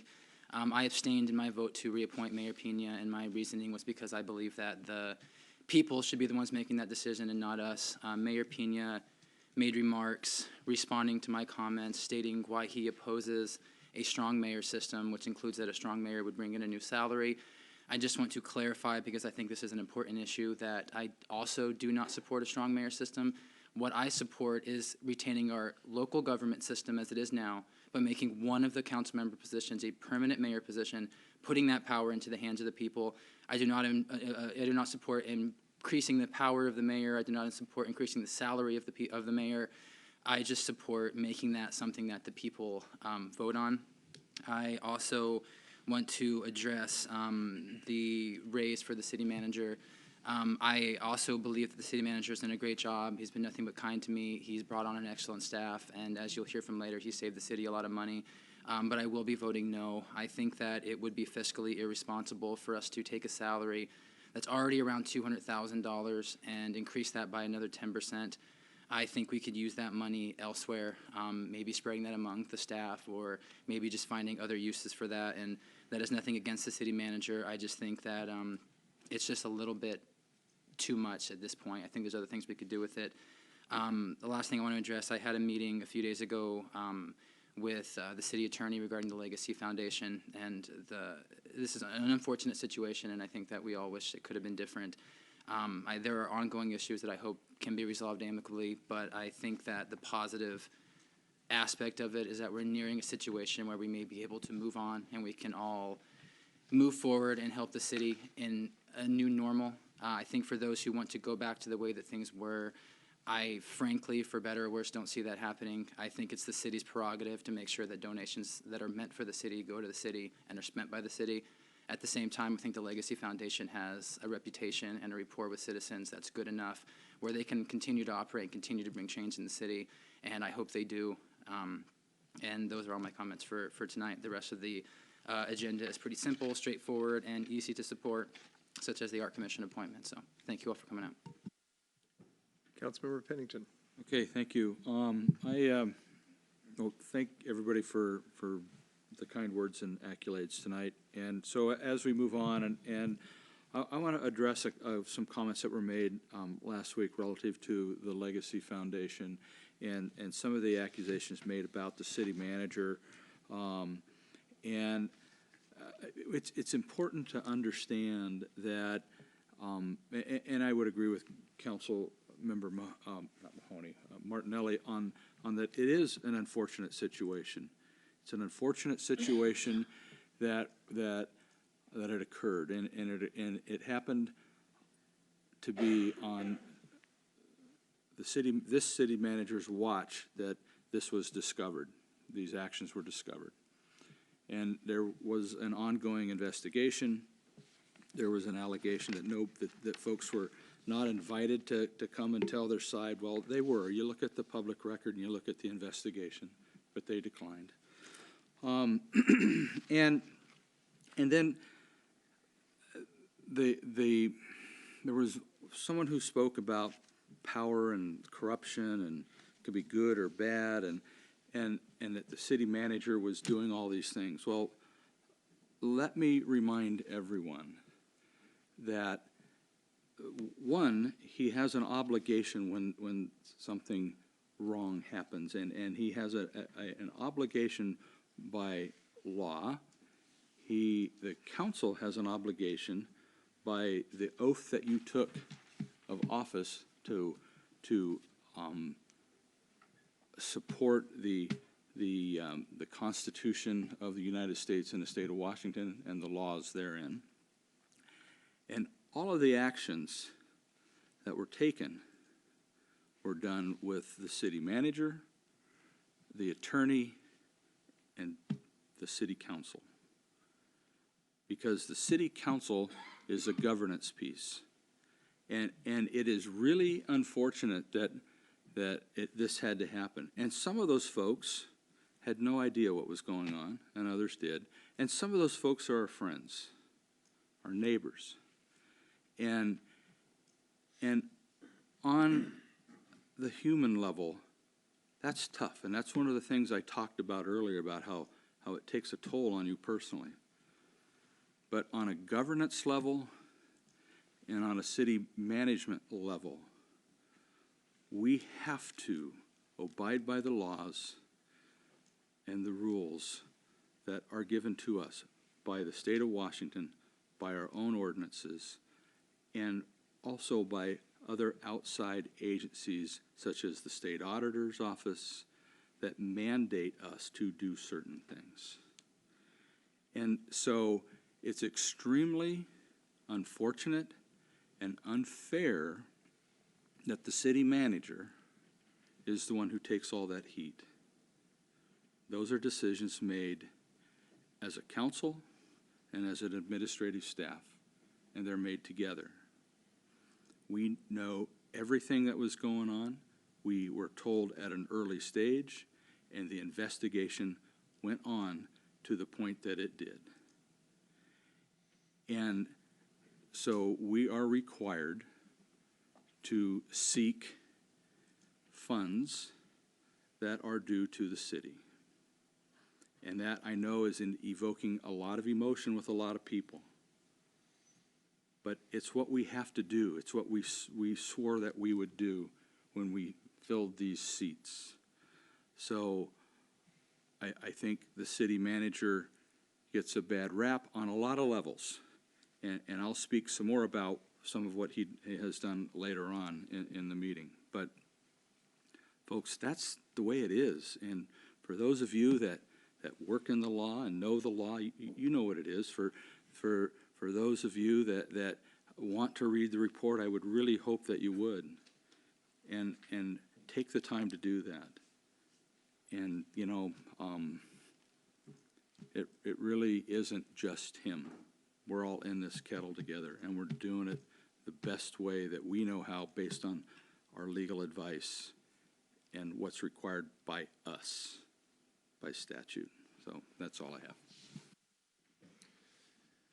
Thank you. Councilmember Nutting. I just have one short thing. This Saturday, January 25th, from 9:30 to noon, the Port of Seattle Airport Land Stewardship Program is hosting a planting event near SCORE and the Des Moines Creek Trail. They will be planting up to 700 native shrubs and trees and need our help. Log on to www.portofseattle.com, go to the community, and then to the events to register. The port will be providing snacks, gloves, tools, and plants, but be sure to dress for the weather. It's not supposed to be very nice out, but I'll be there with my family, helping out, plant trees, and hope to see you guys there. Thanks. Councilmember Harris. Let's see here. First of all, I'm just going to say like 3 sentences about legacy. This is my, oh yeah, press the button. Hi there. I have 3 sentences about legacy, give or take. Stop talking about it.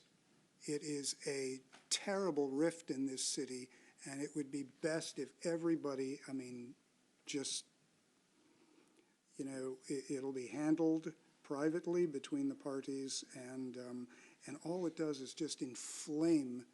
You know, everybody has good intentions about, well, I'm just going to say one more thing, and it's like, and all you do is just make people mad again. But that's unasked for advice, which is usually worth less than 0.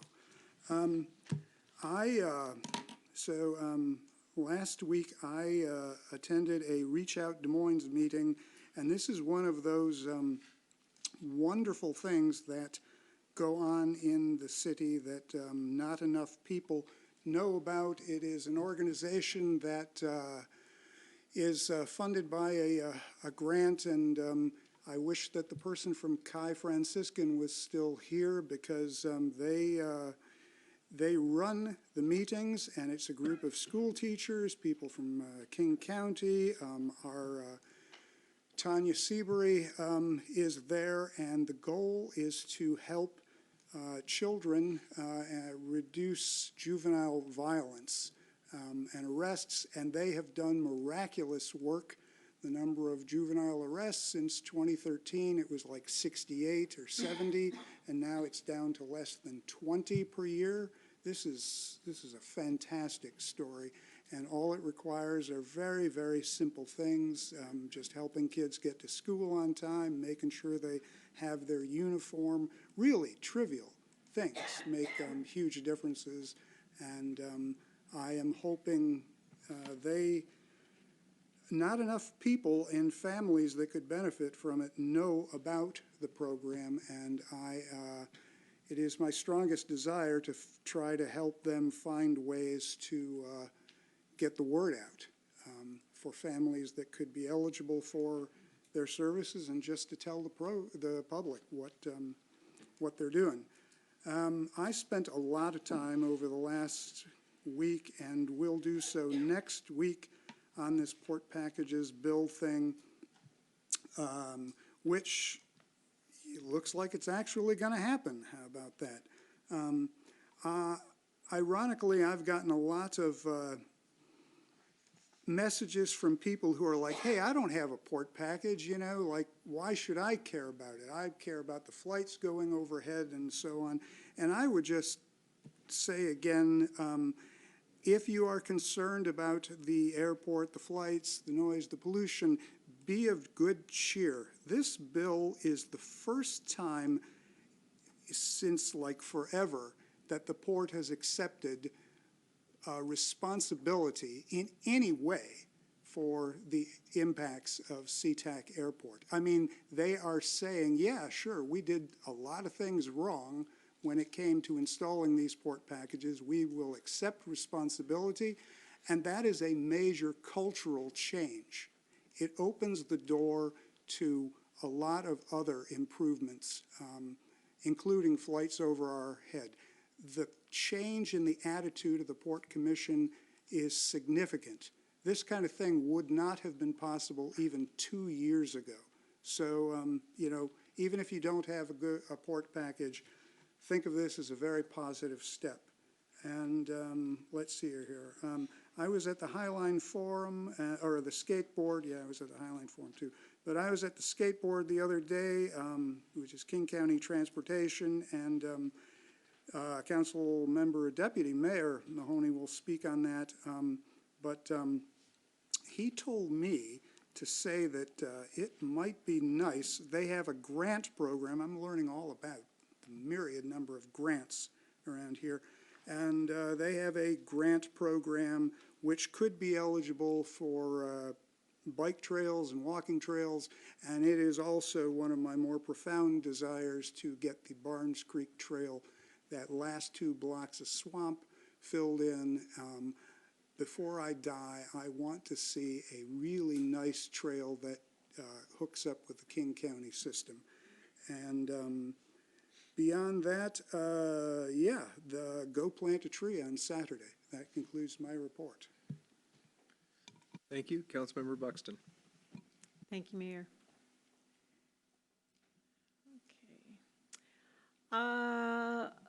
This week I attended the farmers market meeting, gearing up again for a fun summer.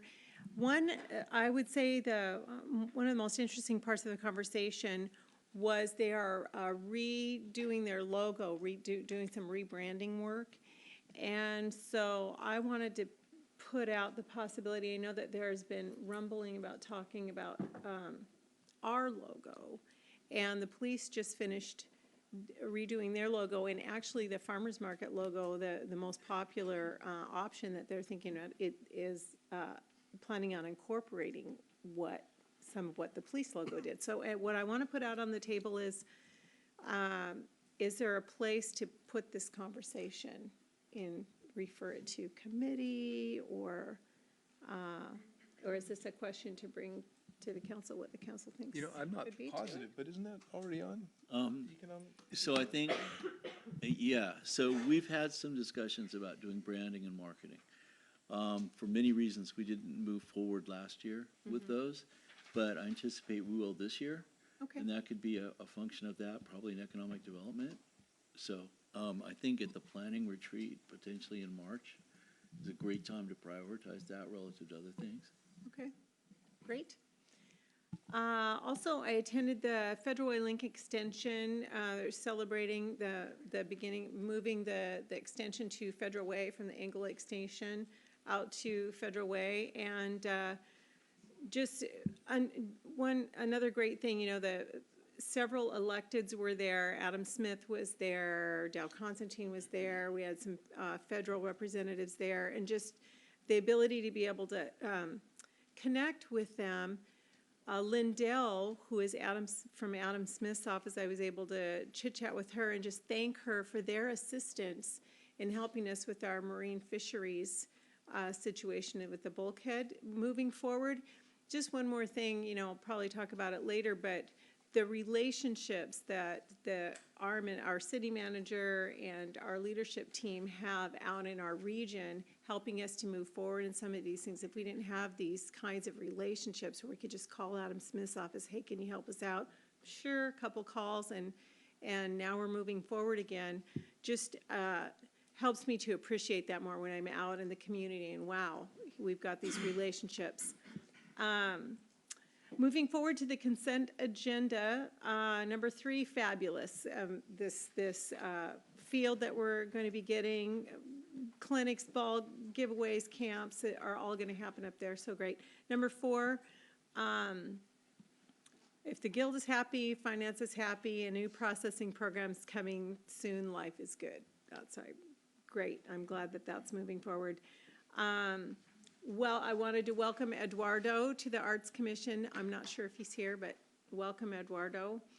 And And then number 7, I'm just hoping we can get this done in our fish window before the end of February, but I'm happy to support the dredging in our marinas. So that's all I have. Thank you, Mayor. Thank you. Deputy Mayor Mahoney. Thank you, Mayor. First, Councilmember Pennington, Chief Pennington is what I should call you. I just want to say thank you, especially for all your mentoring. I'll miss you by my side, keeping me straight. And I want to be you when I grow up. I just want you to know that. Mr. Steinmetz and I attended the Federal Way Eagles basketball game, and they got a really good team, guys. If you get a chance to go see them, they destroyed Decatur 70-33. Their defense is tenacious. As Councilmember Harris mentioned, I attended the skateboard meeting. I was elected as the new vice chair. So as we continue to influence ourselves in the community, that's another win for our team.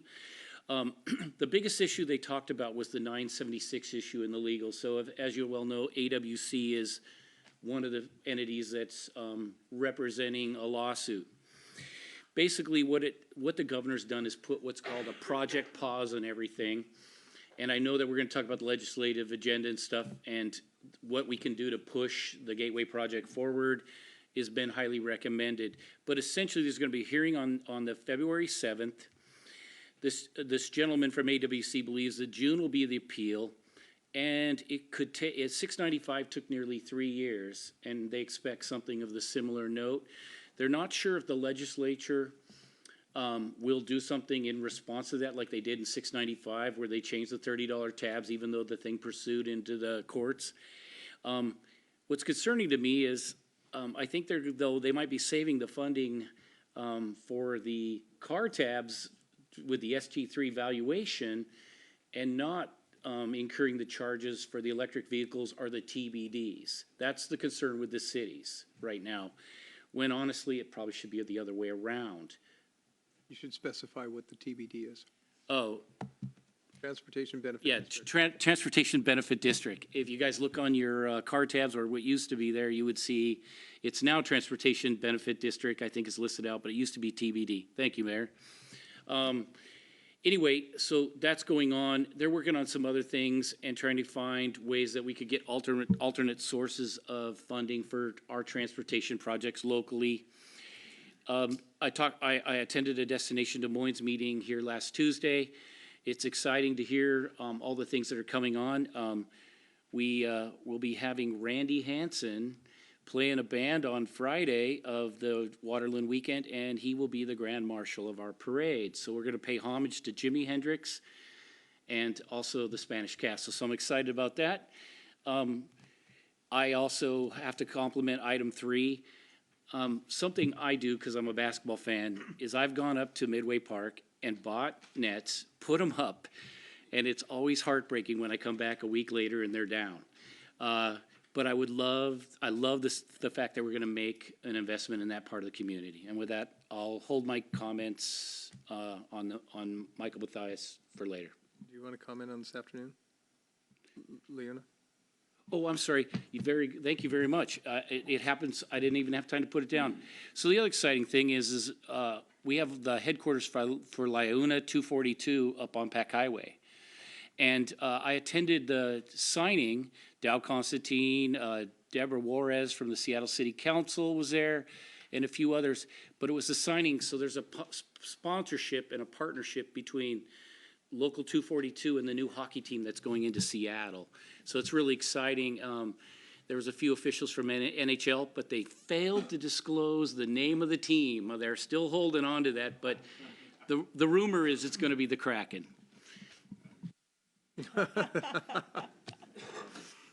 Okay. The only thing I really have to add in before we jump into the consent agenda is that on January 22nd, yesterday, I attended the Highline Forum, and the two highlights of probably the meeting were first of all, there was a lengthy conversation trying to find some commonality between the cities around things that we might be able to get behind in terms of legislative priorities. Some of the ones that did come forward, we haven't received the composite documentation yet. It was all done on a large Post-it, a whiteboard, whatever we call it. But the conversation around port packages, fixing those that have failed, and possibly, addressing some of those that have not been done, because they acknowledge that there's still a backlog of homes that have not yet received the port package.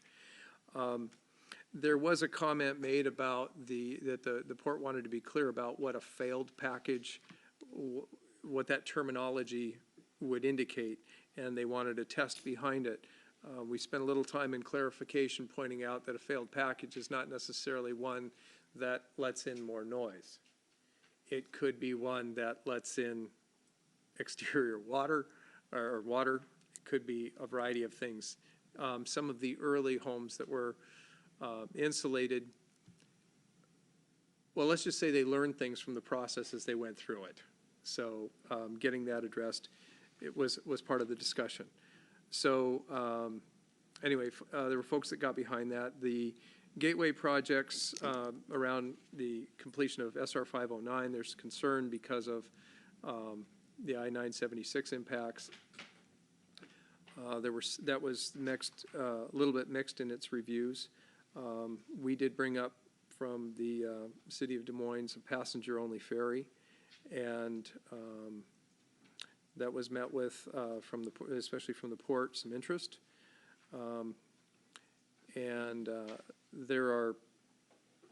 There's a clean fuel bill that was discussed, climate change bill, several others. So as soon as we get that information, we can look at it when we bring it into updating our legislative priorities. There was also an update around START, and a lot of there's quite a bit on the sheet of paper that touts the success of START.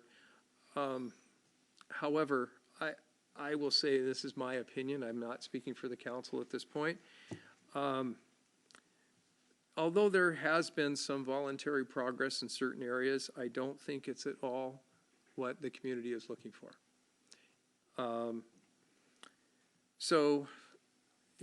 Enough with that. What I will say is on January 29th, the city managers from all the cities that have either a part of START or have been part of START will be meeting to discuss the future of START and what that could look like. So I think, without getting into commentary, that's where that lands.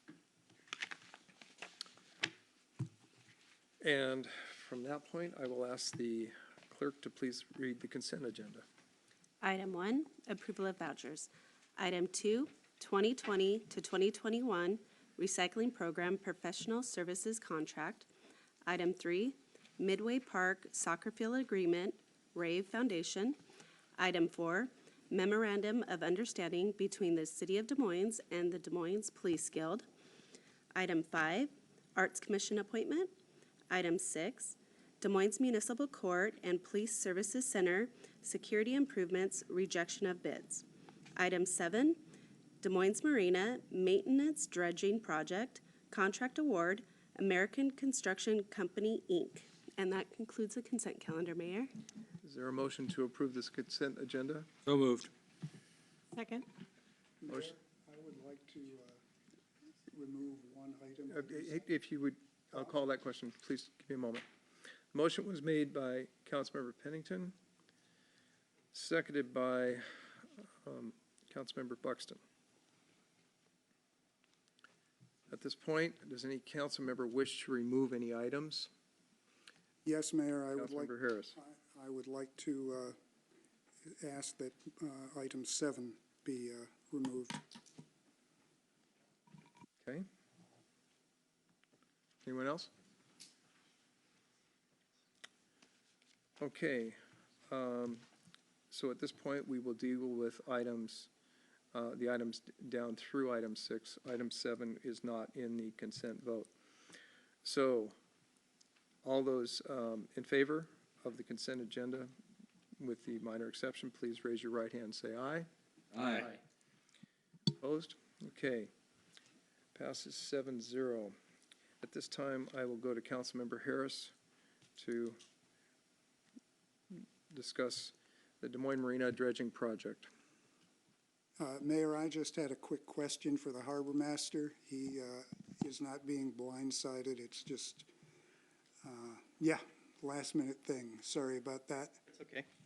So when the thing that caught my attention is that you have not received the Corps permit? The NIMS permit, the National Fisheries Permit. Okay, what are the odds of it not happening before the middle of February? Probably will not happen before the middle of February. So does that mean that the dredging won't happen until the autumn? Excuse me. Thank you, Mr. Mathias, Mayor and Council, Scott with the marina. But yes and no is what I'm going to say, because what I'm going to do, if approved by the council and we can award the contract tonight and everything else, I'll be sending to the Army Corps of Engineers tomorrow a letter stating the notice of a need for emergency work. And if they give us our blessing, we'll move forward with the project and it'll be done inside the fish window. If they say no, which is what they can say, then it'll have to wait till the next fish window, which is October. It just caught my attention because I keep hearing about how fraught Corps permitting seems to be.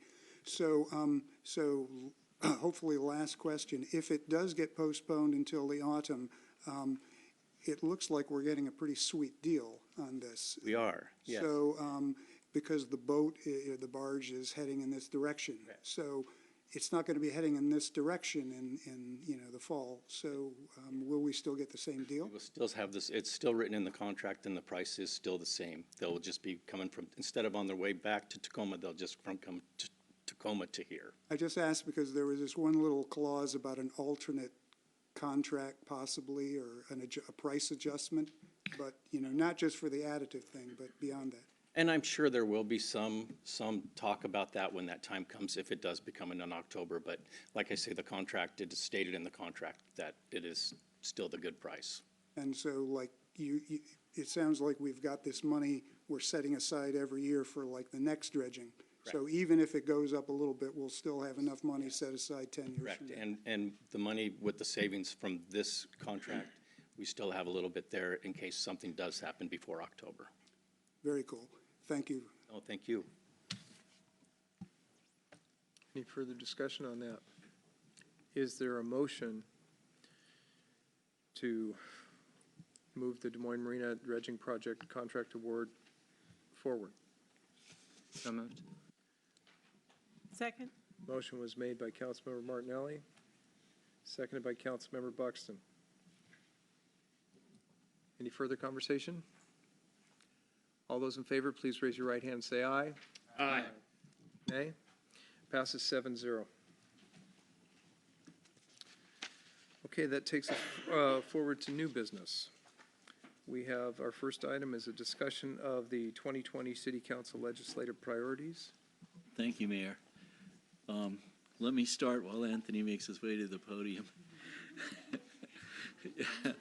Sorry. So we discussed this previously with the council, and this is formalizes legislative positions for the city. Following, I think, on the process, as we articulated for last year, which was to be very specific in what we're trying to accomplish. And that helps both our legislative advocate, Mr. Hempstead, focus on precisely what it is we're trying to accomplish. And also, one of the things I think that Anthony brings to this that's been very valuable is coalitions and working with the legislators and working with advocates for positions that we are in support of. I just want to point out a couple of things. The list, because this is a short session and very dynamic, is kind of in flux. So there's a couple of additions, but I just want to mention one thing. On page 63, there's an error in the reference to the 30th and the 33rd. So the 33rd is primarily the bulk of Des Moines and represented by Senator Kaiser, Representative Orwell, and Representative Gregerson. The 30th, which is seeing some changes as Representative Reeves has now left to run for Congress. Mr. Johnson, a council member from Federal Way, has been appointed. Senator Wilson is there, and also Representative Pellicciati, who's also potentially looking to seek higher office. So the 30th is primarily Redondo and Federal Way, and the 33rd is essentially Des Moines. So just for clarity for that, and out of respect for our legislators. So Anthony's going to put up, I think, we've got the legislative agenda. Could someone put that up? We've got there are 4 items, and then there's a couple of other things I want to just mention. There in your packet is a bill that looks at addressing passenger-only ferry service. And this is very timely for us, as we've initiated the demand analysis for ferry service that we discussed with the council at the end of last year. So, and that's also going to be, I think, associated with Puget Sound Regional Council getting some resources to do a ferry study. So that's something that's critical for us to be a part of. And the only thing we had at the time we prepared this packet for the council was the actual legislative item. And the other is there's 2 other things. There's a local parks funding bill that's being considered, which would allow us to increase the property tax 0.1% and dedicate that to parks. I think it requires a vote of the public to support that. That's a marginal amount, and we can discuss that more, but it's probably a good thing to have on the table, and then we would decide as a city whether to move forward with it or not. And the other thing is that Susan's brought to our attention, there's several revisions to the Growth Management Act amendments that we want to monitor and look at carefully. So those are not yet kind of determined. I think they're still going through the process, but that's one thing we'll also ask Anthony to look at. And if you could just describe kind of the mayhem and that's going on and how we are with our agenda. Yes. Session started a week ago Monday, and it's been a fire hose so far, very busy. And yeah, as you can tell, I'm down to one good leg. So yeah, we're fighting the good fight for Des Moines. I think generally it has been going well, but certainly new issues arise every day right now. As a short session, new things will stop being introduced quite soon, and so it'll be easier for planning for the rest of the session as new bills don't come in. But running down the priorities for the year, we're on schedule for the capital budget issue. I've been working with Andrew from Public Works on those applications, and we have a very good backing from our legislative delegation on that. On the port packages, a special thank you to Councilmember Harris for coming down and testifying both last week and this week. Those bills sponsored by Senator Kaiser and Representative Orwell, I think very likely are going to be moving forward. Actually, in the House, it should be voted out of committee tomorrow. As Councilmember Harris mentioned, there's likely to be some changes to that bill, but it's very important that it just keeps on moving, and so we'll probably amend that on the floor of the House in the weeks to come. As Councilmember Mahoney mentioned on the Gateway project, that is a high priority. We've already testified on that, and we are meeting with other legislative advocates for other cities to discuss keeping 509 1B moving forward.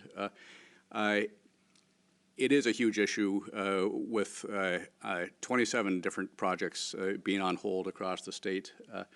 And it does sound like both of the transportation chairmen in both the House and the Senate, and they understand the real problems and real issues of delaying these at least 7 months, and then potentially missing a construction season. So 7 months really becomes a year, and especially after they sped it up last year. I mean, it's ridiculous to, well, it's unfortunate if the Gateway project doesn't move forward.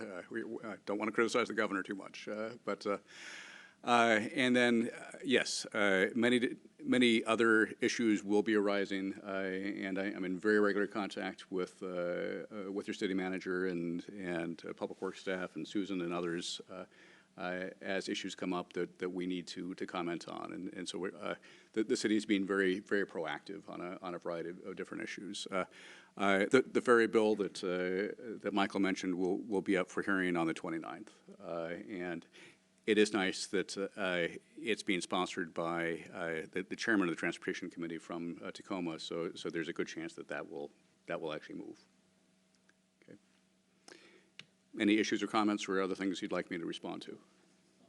Just one comment on the ferry bill. You know, I think that the fact that the impetus coming from Tacoma, so we had Councilmember Ryan Mello up here about, in I think November, and he's termed out, but is a great advocate for Tacoma, Seattle service that includes also Des Moines, and we're going to monitor all of that closely. But it's like, to some degree, it appears though the stars may kind of align in a good configuration for us. So, thank you.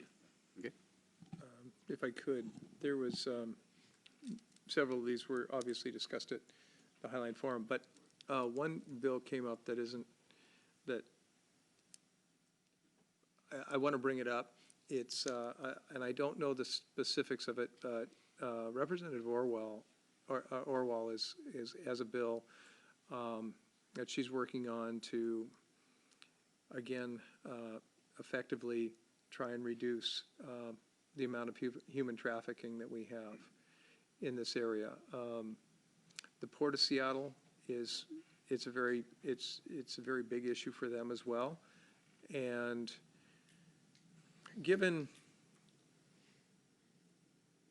our past pack highway situation and so forth, I know it doesn't seem like it directly pertains to Des Moines, but it does.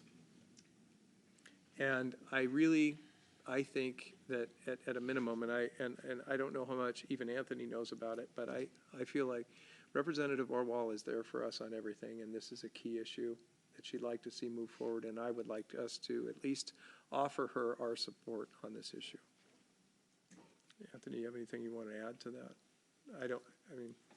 Yeah, well, clearly a great issue that does have a very wide impact, and I echo your feeling about how instrumental Representative Orwell is on so many different issues, and this is a very high priority issue for her. Yeah. Councilmember Buxton. Heavens, yes. I mean, according to some, statistics, we are third in the nation, sixth in the world for sex trafficking here in the Seattle area, and the Pack Highway corridor, plus also the East Valley Highway down in the valley. Those are the two main corridors in South County. And so when we consider sex trafficking all over this country and this world, we are a dark light, if you want to say. It's a beacon. And so I feel very strongly if we have an opportunity to support Representative Orwell in that fight. I mean, we share this corridor with, 5 other cities right down here, but still, yeah, very much in favor of that. So I had another question. Go ahead. Well, let's keep the dialogue. No, open. go Don't ahead. cut off. If you're The only thing about this that also caught my attention is it's not just sex trafficking. People are being trafficked for labor purposes and Yes. other things. So Yes. I think Representative Orwell is, really stepping out there to try and get something done. My understanding is that because it is a short session and there's so many other things financially and so forth that they're having to work on, it may not be getting the support and attention that she's looking for. So I think that's why I'm asking that we offer whatever support we can, whether it's by putting it on here or writing a letter of support. I don't know what we can do, but I would really like to get behind this, so please go ahead. Yeah, I want to make sure there's closure on that subject before I ask another question, so. It's all yours, unless somebody else wants to comment.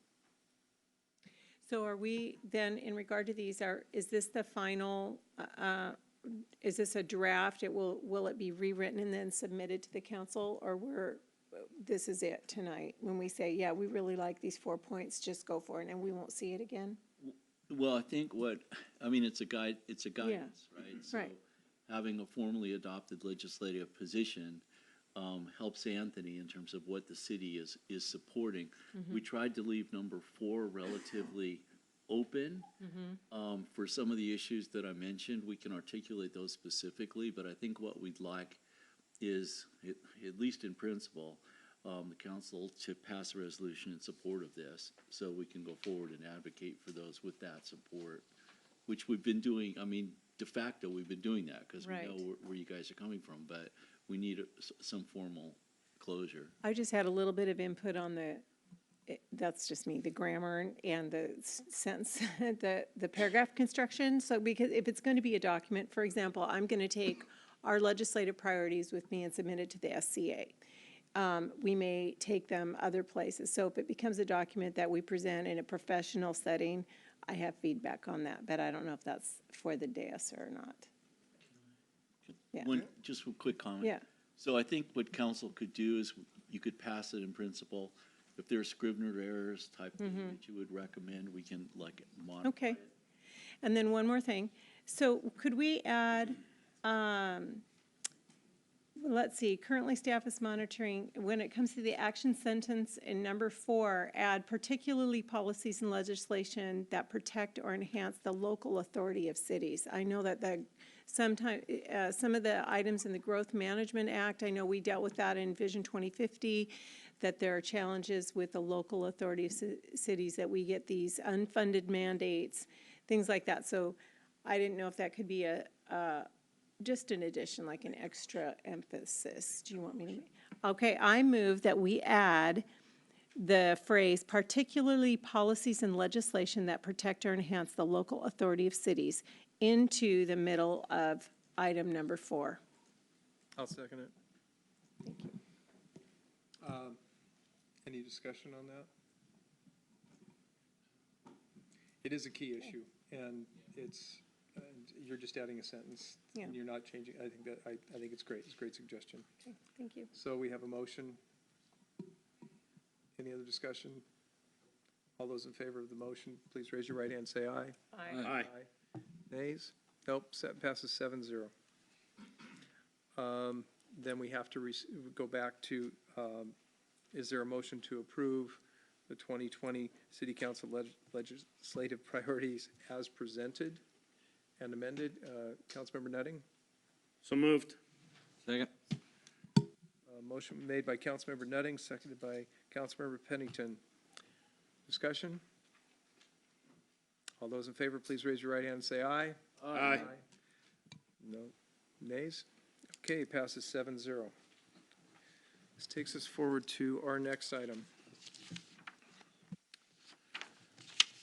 Our next item is the city manager's 2019-2020 performance review and contract amendment.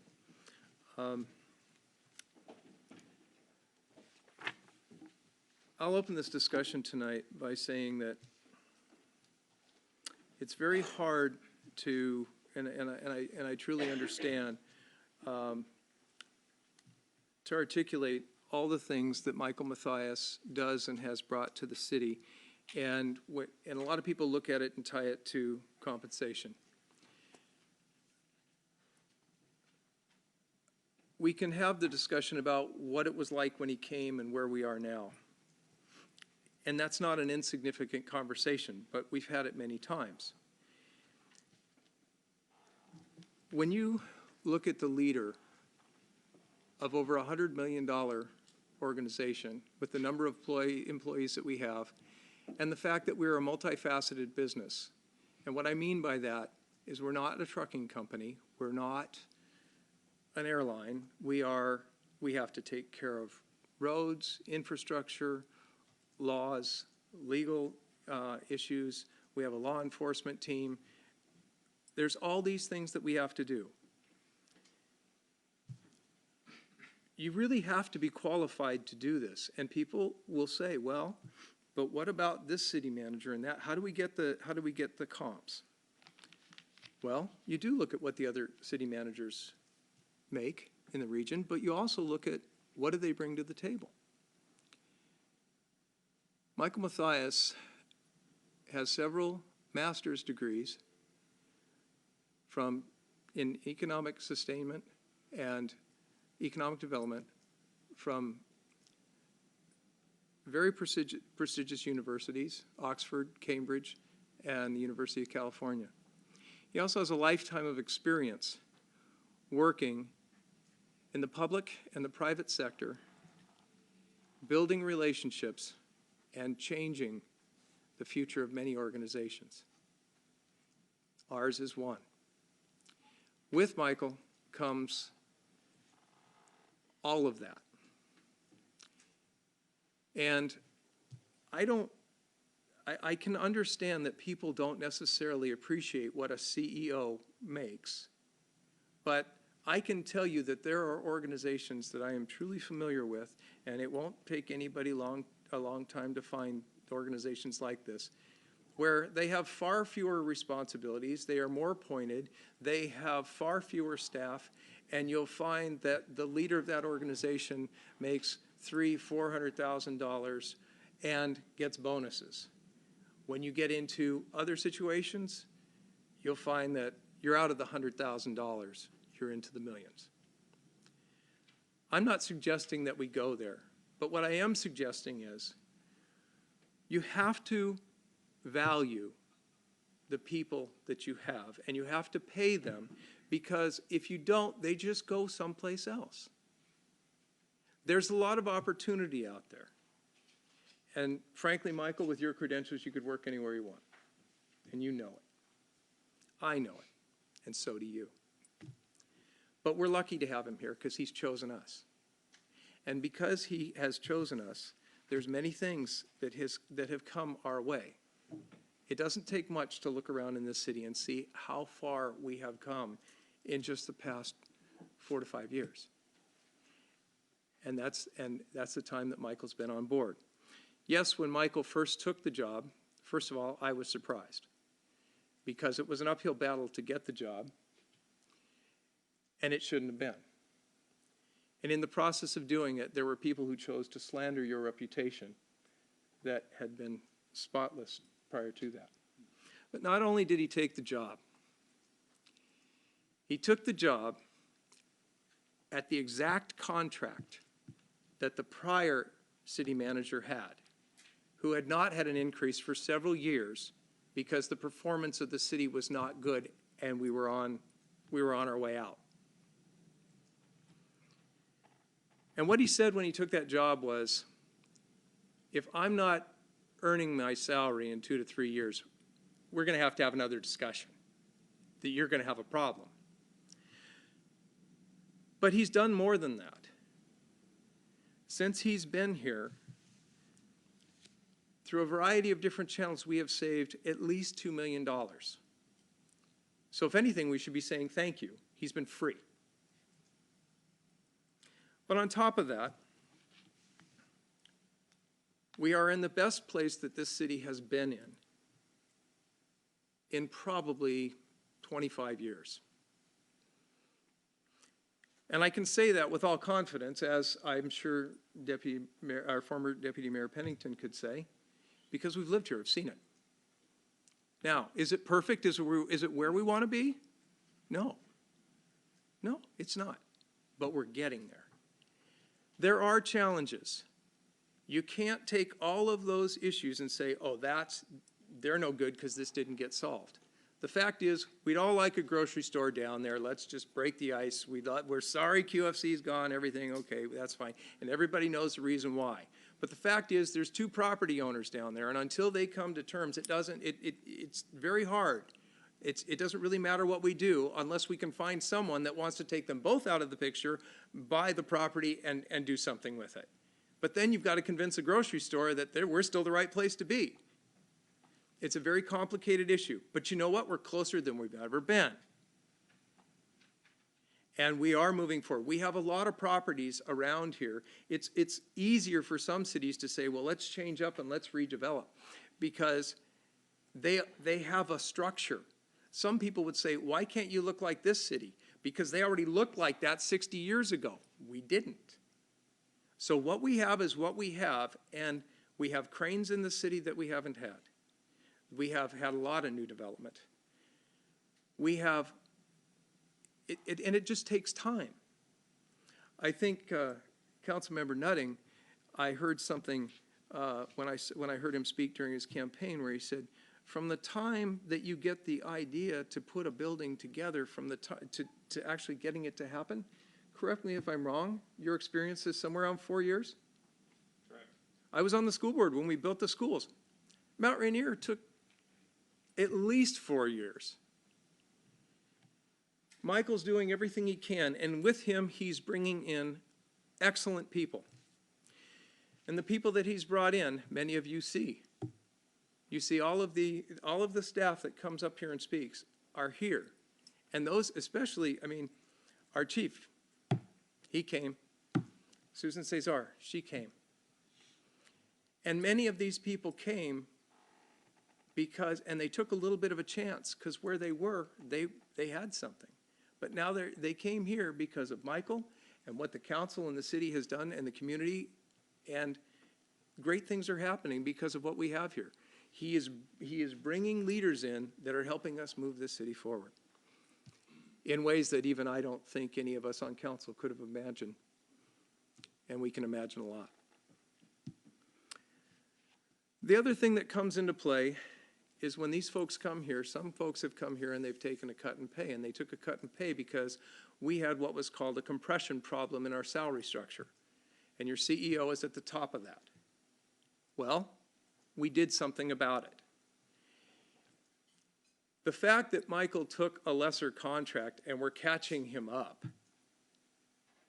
should be it's to his credit, because now we're talking, we added a salary structure in there so that those people who may have taken less money or who did take less money to come here, they can be brought up to a reasonable salary as well. Because if they're not, there are many other cities that would love to have this talent. And if it's not another city, it's another business, and they can go. But we have the A-team, and we are doing some incredible things here. So we sat through Michael's review tonight, and it was excellent. There are always points where we bring up and we talk about what we could do better and how we could look forward. And Michael received all the information without any pushback. And one of the things that I haven't really talked about is he's also been identified as City Manager of the Year. And it wasn't the type of thing where he wrote his own nomination, folks. His peers recognized it. Nobody takes a city that's in bankruptcy and in a matter of the short window that we've been working together, all of a sudden is one of the most successful cities financially in the area. They want to know what's the secret sauce. Well, I can't give all the credit to one person, but I can give a lot of it, and here's the main ingredient. So I just want to say, and we're going to open this up to discussion, that, I mean, we are in the best place we've been in, I'm not going to say recent memory, I'm going to say longer than that. And I'm going to, it's truly decades, and I'm sure it's 25 or 30 years. And our future is nothing but bright. So, at this point, guess what I'd like to do is put the motion on the table, and that's move to approve a single-step increase for the city manager from M49C to M49D, effective February 1st, 2020, and to authorize the mayor to sign, myself to sign a contract amendment substantially in the form attached. It not only is going to address a step increase in the salary and make him, that is commensurate with someone of his value to a city, it will also adjust his review period. When he came on board, his review period was set every 6 months with an annual review. The 6-month review is to make sure that you have a conversation about, are you going in the right direction? Are we all working together? Have things changed to where we've set goals and we're not going to be able to focus on that because we had an emergency over here or something like that. The end of your discussion is about, which happens to be at the beginning of the year at this point, is about salary adjustments. It's very difficult to have a full year review in January. And this council looked at changing it last year, but out of respect to incoming council members, we chose not to do it. We chose to say, let's look at this. We have to honor the contract, but let's make the adjustment when we do have a vote on the contract. And so there would be a change that moves the contract performance evaluations from April and October, or well, from earlier in the year in October to June and December, because it seems to make more sense. So with that, I did put the motion on the table. Is there a second? Second. Okay, I have the motion and a second by Deputy Mayor Mahoney. At this point, I'll open it up for discussion. Okay, Councilmember Buxton. So I'm not sure if this is when to introduce it, but I did have a motion in regard to the number of reviews. Okay. So, so I wanted to, and I played around with this, so anyway. I move to amend the city manager's employment agreement amendment number 4 to eliminate the requirement for 2 annual performance evaluations and limit the annual performance evaluation to 1 in December of each year. So put that on the table. And Is there a second? Second. Okay. I have a motion by Councilmember Buxton, seconded by Councilmember Pennington. I was looking at it as a friendly amendment, but I don't think I'm going to take it that way. And the reason being is that he only gets 1 review a year. The process that we're all going through right now, the long document and everything, you only do that once a year. Your mid-year is a discussion. And I do think it's important because I will take something like, we had a stated emergency because of the slide in Woodmont. That can change our financial position. And I mean, I don't believe this one did, but I mean, things like that can change what you're working on. And so you have to redirect or change things. And if you do, that's the time it's in that mid-review. Or if things come up and you know, it's just, we used to call it with the superintendent in the school district, do you have both oars in the water or are you rowing in a circle? Anyway, so that's why I wouldn't look at it as a friendly amendment at this point. Discussion. Okay, I've got Councilmember Harris and then Councilmember Pennington. I like very much the way you described the mid-year review. In fact, I would be pretty thrilled if we did that more, 4 times a year. Not anything to sweat about, but what I am learning quickly is that the public doesn't seem to realize there are relatively few opportunities for all of us to get together and basically just talk about the general direction of the city in a free-flowing way. And I'd like to see that several times a year, not just 2. Okay, Deputy Mayor Mahoney? I agree with you, Mayor. I think the 2 right now, I think that's what we start with. I don't think Councilmember Harris's suggestion is a bad one maybe in the future, but for now, just because of the changes, we're moving to different times of the year. The only possibility would be, is typically now, if we had the one today, we would move the next one because there's only 2 in December, correct? So there'd only be the 2. Maybe we make the friendly amendment that we do meet together in June when our new council members have had a chance to assess, City Manager Matthias a little better, and then do the traditional, do the December one, and then from there on out, just do the 2 a year and maybe we revisit it. But I'd say the 2, we keep the 2, but that would be only my friendly amendment to it. Councilmember Buxton?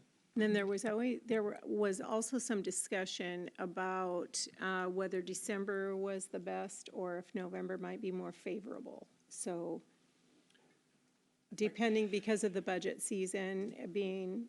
That's so what that- makes November problematic. Okay, is that so, If a budget is passed in November, then you have a window of time between November and the end of the year. You know, the first, usually, because oftentimes the budget, we start the budget season in August, and we work through it into, and try to pass it by November. The truth of the matter is, we have to pass it by the end of the year, okay? I've never experienced in my elected time being in council or board chambers on December 30th or 31st. So usually you get through it earlier than that. But because the time to fill out this would be the full review, and the only time the December review would also be the only time that compensation would be available. That's a lot to consider, and we usually give the council 2 weeks to get, 1 to 2 weeks to get the document done. Then it takes another period of time for compilation. Then you have to get it out to the council and to the city manager for their review. Then you have to schedule the discussion. It's a heck of a lot to do, even in December, because of the holidays and limited availability. So I mean, I would still be in favor of trying to hang on to the June-December connection. But, so are you making an emotion, or you're not going to make a motion on that? well, I made a motion and there was a second, correct? And we have to vote on that. Correct. But that did not include modifying the dates. There was a friendly amendment No, suggested. December's great. Okay. So there was an amendment suggested that we consider this year, June, having the verbal conversation with the full annual review in the December timeframe. Mayor, just to clarify, the way the contract's written, we wouldn't need that amendment. This performance evaluation would be for 2019 that we're currently doing. And then per the contract, we would have the informal one in June and then move on to December. Okay. So, but there is a motion on the But floor there right is now no that needs to be motion. voted on regarding removing the June. The June one. Yeah, so Okay. all those in favor of removing the June discussion, I'm sorry? Yeah, so I just want to make a quick comment relative to my vote. I think I misunderstood when I seconded. I think I misunderstood in that you were trying to align make this a December, by eliminating June, you would make it a December evaluation. So I seconded it with that in mind, so I'll be voting against this particular, even though I did second it, I wanted to explain why I would be voting against this particular amendment. Sure. What was, at this time, we are not voting on the motion that I put on the table and that was seconded by Deputy Mayor Mahoney. At this time, we are voting on a motion to amend the review period from the proposed June and December twice a year to once a year only in December. Does that help? So all those in favor of the amendment as Councilmember Buxton put on the table, which means we would reduce to 1 review per year and no mid-year discussion.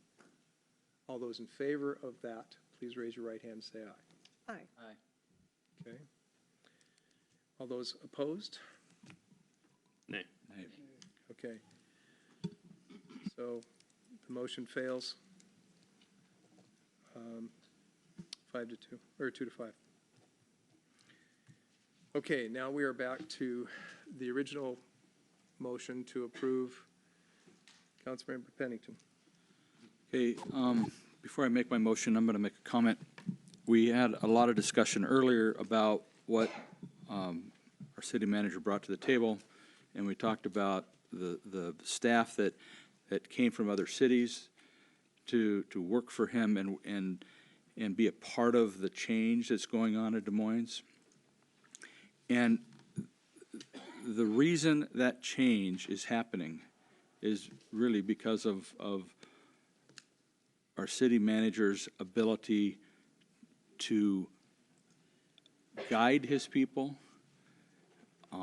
his ability to bring in investors, the same investors that we would sit around a table and call and ask them to come to the city. The same ones said no. And the relationships that he has with the developers and the investors are great. They come to us now. The relationship he has with the Port of Seattle, which is a pretty unique one. We can have a relationship that they want to come and help us develop the marina floor, and we can also take them to task on airport noise. We can take them to task on the sound insulation packages. And so that takes a tremendous amount of political acumen to work through those different processes. And those are just two examples. There are several other examples of what he has brought to the table.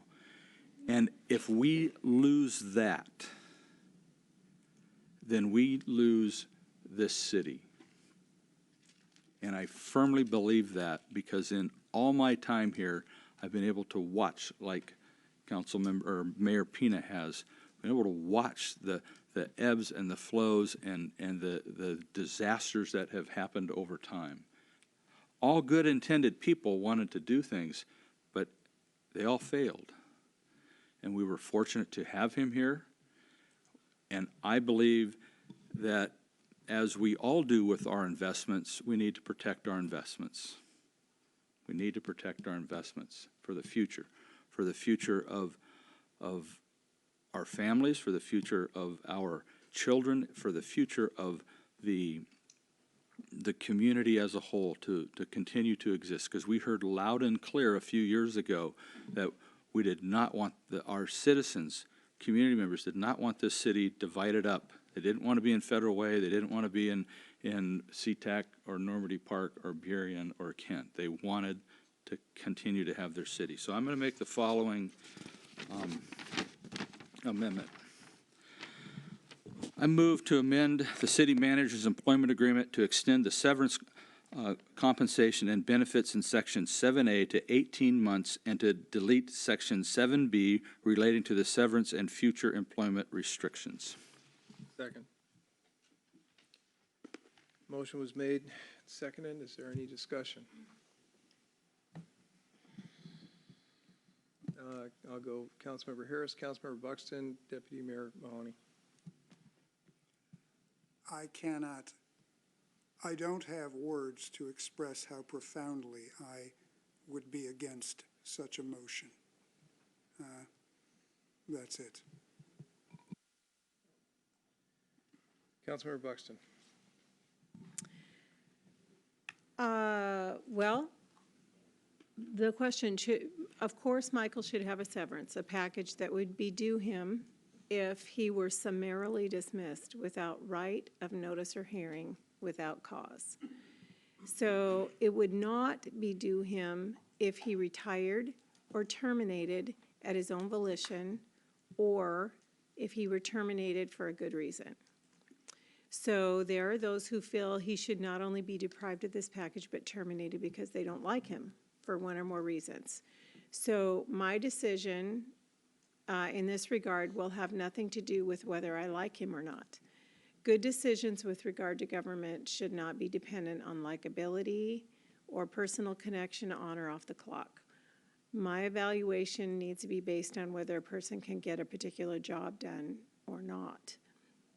So after a relatively intense doorbell survey of our neighborhoods while I was running my campaign, I believe that our prime task in this community is economic development. So in this regard, even people who don't appreciate Michael agree that he has a unique gift, and I would say really it's irreplaceable. I have a few other things to say a little bit later when we're talking about his step increase, but I feel like Michael should receive a benevolent severance package that is commensurate with his pedigree, capability, and market value. And the criteria, again, is going to be talked about later, but his pedigree, his education, his ability, his capabilities, networking.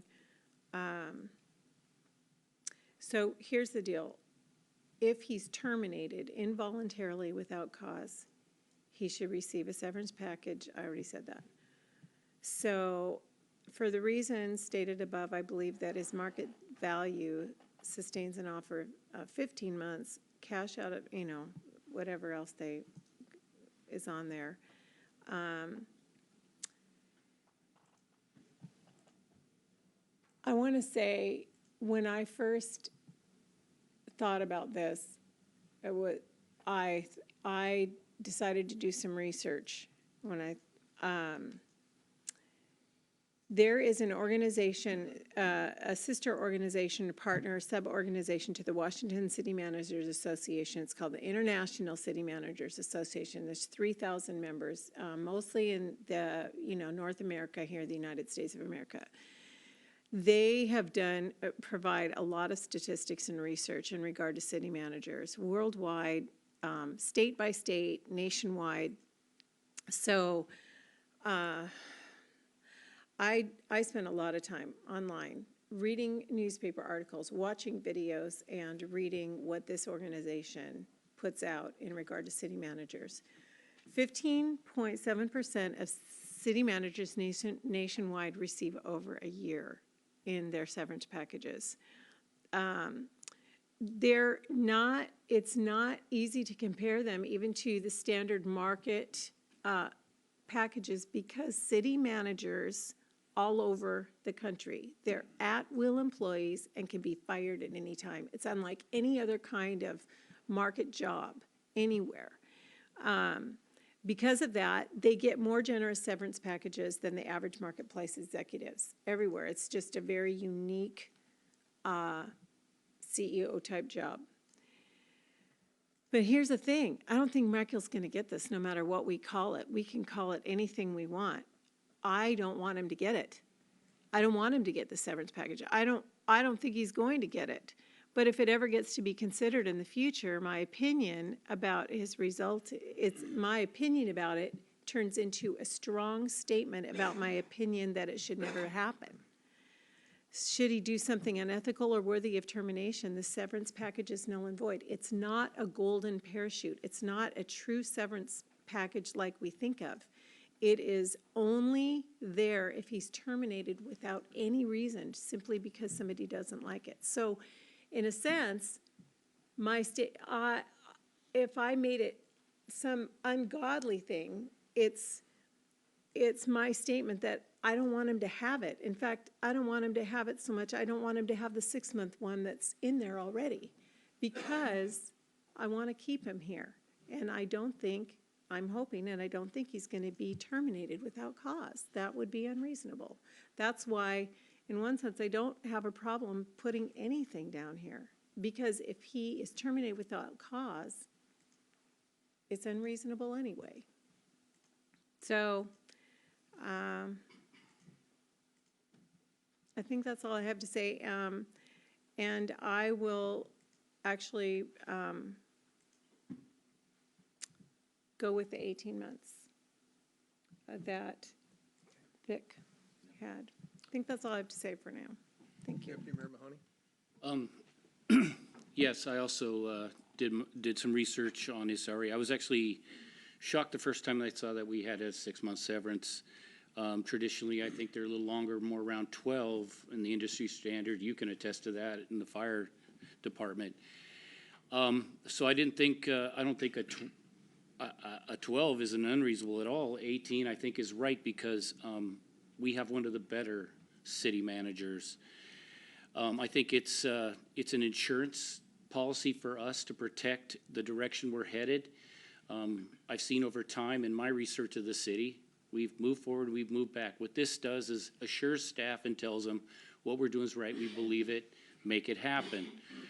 So thinking about it, I support it, 18 months. Any other comment? Okay, at this time, we'll be voting to change this in the contract from 6 to 18 months. All those in favor of the change to 18 months, please raise your right hand and say aye. Aye. All those opposed? No. Okay. Passes 5-2. Okay, this takes us back to, we're still in discussion around the original motion. Let's see. Deputy Member Mahoney and then Councilmember Buxton. So I'm going to start off a little bit on a tangent. I just want the public to know that although I do not comment on social media, I do monitor it. What started out as a factual post turned into some very interesting misinformation and unfactual statements and errors that were almost astounding. It's scary. But if it's on the internet, it must be true. No, it's not. I just want you to know that our position as far as social media is typically we're going to use it to champion events, businesses, the community, anything that builds the community. We're not going to typically participate in something that is negative. Because it's irresponsible for us as council members to discuss what we're going to do in social media. I think our job is to hear the voices, talk to people, do our research, and up until this very moment when we make the vote, we're weighing everything. That's what we owe you, the public. Anything less than that is unsatisfactory, and that's just something I believe. The step increase, Des Moines Municipal Code 2-12-020 basically states that if they receive an exemplary performance review, we move them a step. And there's an index pay that you can find on the website that shows what those pay steps are. It's been out there. It's out there every year. It's updated. It's always up to date. So there should be no surprise that he was headed toward a 5% increase. This is something we do not only with the city manager, but all his staff and the city employees as well. As Matt mentioned, as the mayor mentioned, he's running a $100 million corporation, and he does it well. He's had a lifetime of experiences all the way from Florida to here, getting different experiences across the board, and it's actually really great. The fact that he was City Administrator of the Year, and I believe there's over 200 voting members, this is quite the thing. Basically, they're saying that we have the best city manager. Michael's somebody, and it was mentioned by the mayor as well, that he doesn't work just a 40-hour job. It's a 24/7. If I could tell you how many Saturdays or Sunday mornings I came in here to get something out of my box, I found Michael working, or a conversation at 10 o'clock at night or 6:30 in the morning, we've had, this guy lives the job. And you have to at this level. Again, I don't even need to talk about his education, but is there anybody else in here that's got 3 masters? I'd just like to know, because I couldn't even imagine doing that, and all the kudos. The bankruptcy thing, the stellar credit, this is going to save us millions of dollars. And it, like I said, it is paid for his salary alone, what he's done. And the developers, as you mentioned before, I've been impressed with them. But a couple things that I wanted to bring up too, just in recent times, his leadership's one of the reasons why we got the $700,000 grant on the Midway Parks. That's free. The SCORE jail dealing, the fact that he saved us hundreds of thousands of dollars initially, and because of the credit rating, we were able to get a better loan, and being a driver with the score, it's gonna save us hundreds of thousands of dollars in the future. The 216 renovation, that is a $7.1 million project, and although people wish it was done, we gotta wait till it's warmer to pay, by the way, that's one of the big reasons. But the thing is, it was $7.1 million, and the city's paid less than 10%, I think, is what we're gonna end up with paying, more or less. I mean, come on, this is the creativity you get. And it's really what good leadership looks like. And let's talk about things like the police. First of all, we're fully staffed in the police. And Chief Thomas we've asked him if he needs more officers. He tells us no, but I can't wait till we see the crime statistics because I think we're making a difference. Compared to the other communities that report, we're less. And I'm gonna be interested to see even the decreases over the last year. And I wanna talk about like the mud side in Woodmont Beach.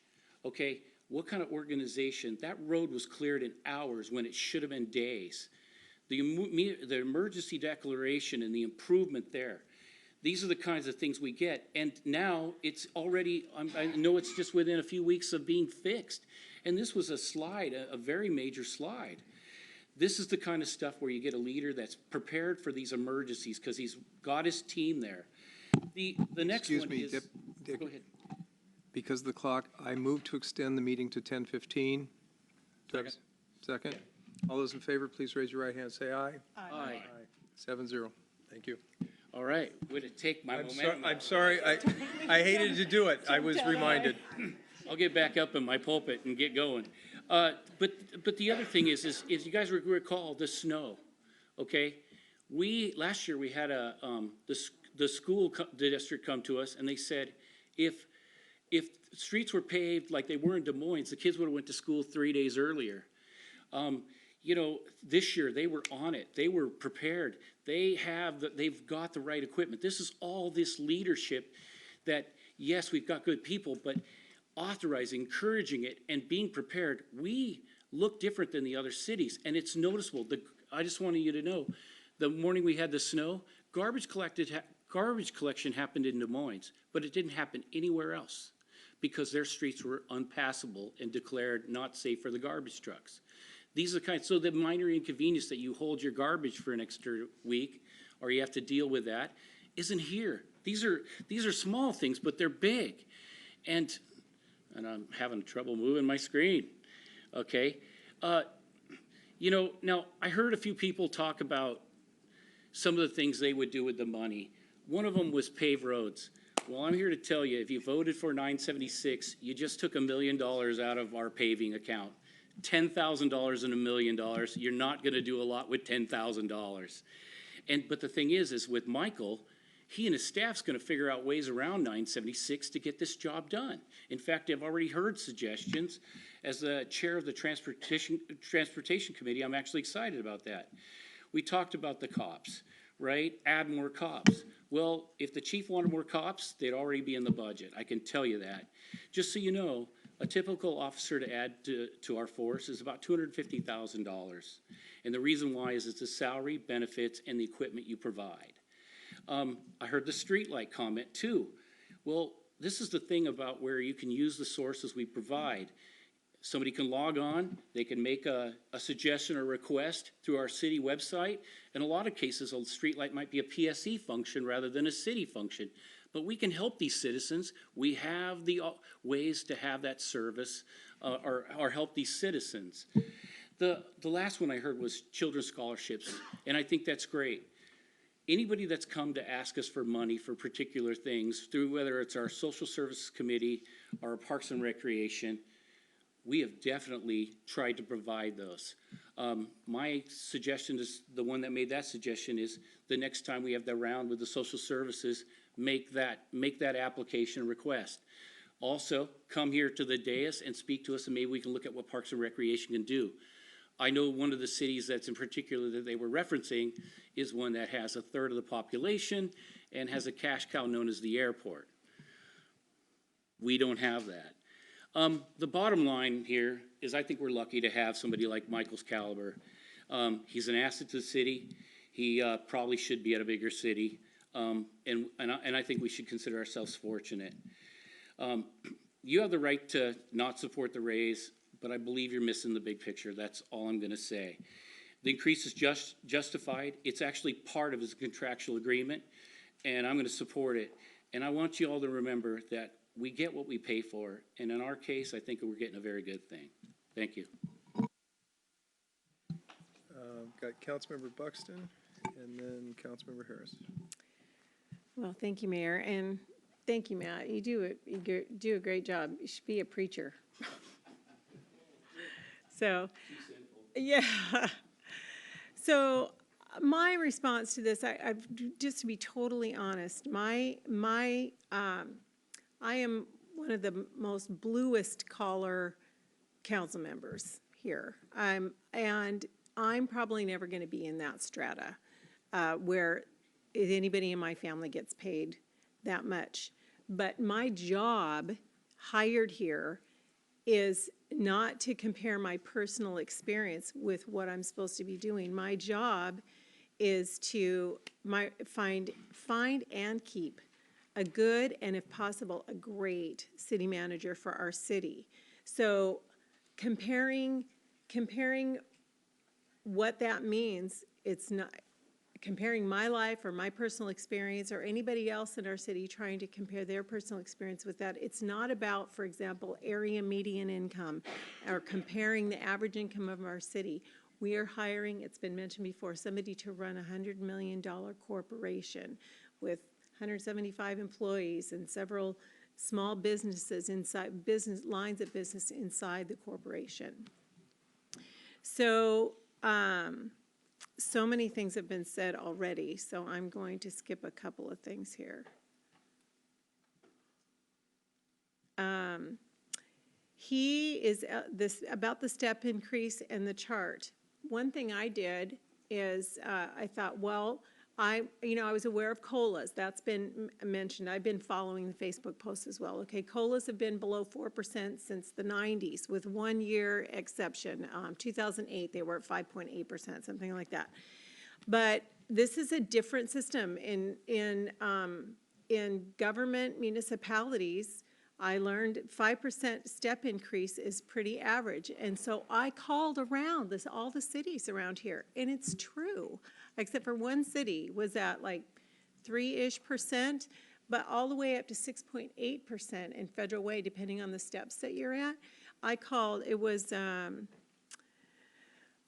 Burien, Kent, Federal Way, Tukwila, and I did not continue. It just kept being the same answer. 5% is the average for their step increases. And that's for on their employee chart, whether you're a 1 or all the way down. So, and in not just in our area, according to remember the International City Managers Association I talked about earlier, a 5% step increase is not unusual across the nation, and 11% of city managers across our country receive higher than that. So about his range, just a comment, this range, number 49, finally placed him at the level of city manager that the council had already hired in 2016. This other person promptly declined his offer as soon as he realized the dire situation in our city. Michael was not afraid to take on this challenge. He's done more than exemplary. A comment was made, his salary is more than legislators. Just about every CM in the country gets paid more than their lawmakers. Policy making, unless it's at the federal or county level, which is an interesting, is a part-time job. So with regard to the county level comparison, even here, on a national average, most CMs also get paid more than their county counterparts. So city managers get paid well across the country. Comment, he gets paid more than the governor. Yes. In fact, there are only 8 governors in the country who get paid more than just the median city manager in the country. That means thousands of city managers, well, hundreds, but probably thousands of city managers in our country get paid more than 42 of our country's governors. Okay, 50% of the city managers in the country get paid more than most all the governors in the country. That's just the way it is. The city manager does nothing. That got said. The city manager here serves as a CEO of an enterprise with more lines of business than most corporations. CMs of larger cities are responsible for more employees, but CMs of smaller cities may need to wear more hats and be experts or at least adept in a variety of fields and business acumen. Another statement, our city manager, okay, doesn't do half of what he's paid for. Well, that comment, maybe it was made out of ignorance. It's already been commented. Our city manager works nights, weekends. But here's the other thing I mentioned earlier. He meets with regional leaders, attends regional meetings, meets with investors and partners and advocates for our city at the county, state, and national level. And he works hard to nurture these connections and relationships in all these arenas in order to move our city forward. And I mentioned earlier, even just about our meeting with Adam Smith's office. He does this, though, on top of his standard duties as the chief administrator of our city.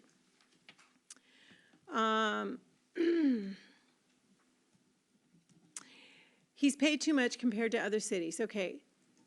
Median for city managers in our state is $162,000. That means that half of the city managers in our state make more than that. Okay, all right. Well, I just want to keep going. I just want to say I appreciate the indulgence of the council. I've never talked this long. Nobody ever has asked me to land the plane. Land the plane. He just asked me to land the plane. But here's the deal. This has been the most uncomfortable decision I have had to make. I'm going to be really transparent with you. I really am a middle-class, blue-collar worker. I'm a contractor. I am a finished carpenter. I don't make this kind of money. People in my family don't make this kind of money. And the people in my household, there's been tension in my household over this. But I spent hours on this. And I'm still coming to the conclusion I'm coming to. And I know our city, I read these things on Facebook, and I'm under so much pressure. I want to connect. But I have convinced myself through spending all this time, so I appreciate your indulgence on this. Thank you. So his credentials and his pedigree has already been mentioned, Cambridge, Oxford, etc.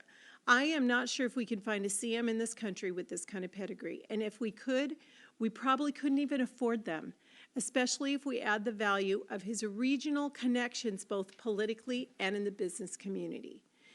So has he saved the city money? That's been proven several times here tonight. Okay, the economy was mentioned. Yes, the economy has caused us all to prosper, right? But the economy was well on its way to recovery while our city in 2016 was still sliding downward. So everybody else in the city, businesses, everybody was prospering. This city wasn't. So there was much more at play than the economy to see us come out of a hole that we did at the leadership that we got. So, somebody said it wasn't Michael, it was the office park. You know, Michael, but just as a little aside, Michael was the economic development manager before he was the city manager. Go ahead, you're going to add some.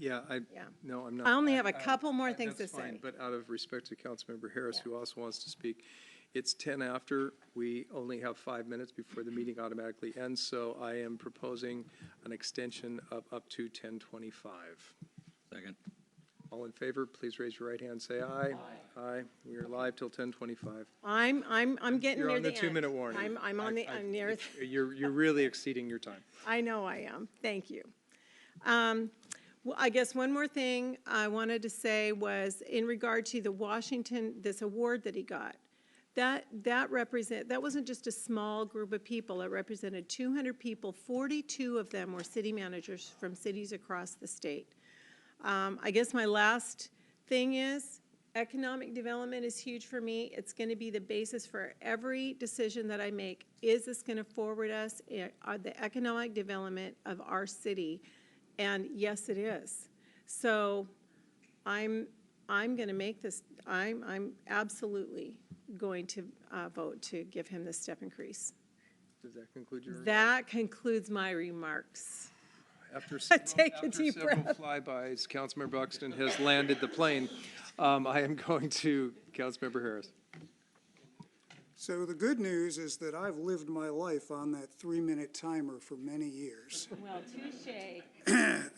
Well, no, it's not you. Everybody, has lots they want to say.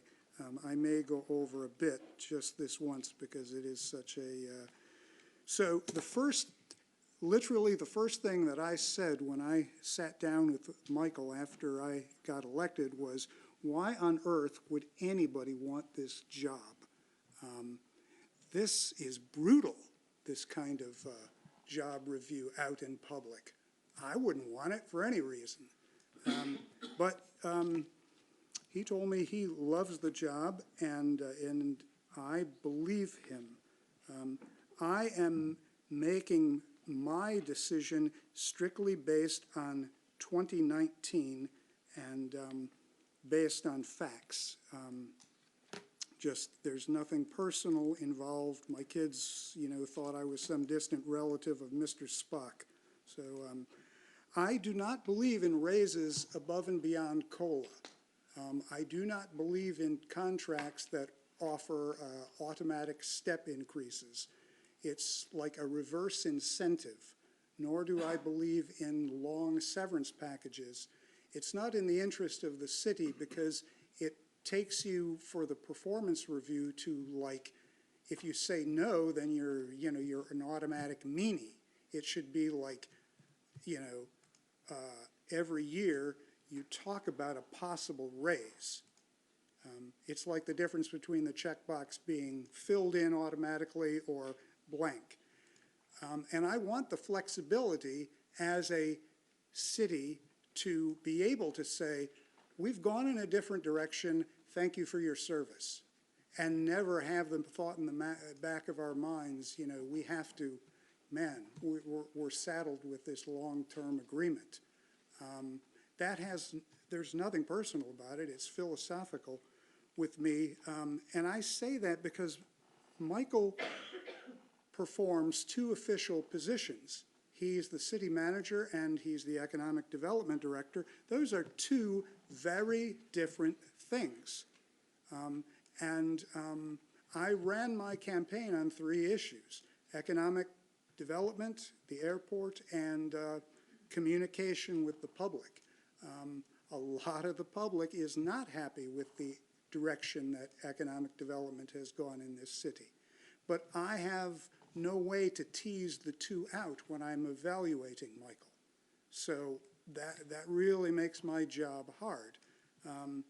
The lowest marks on my review had to do with communication with the public.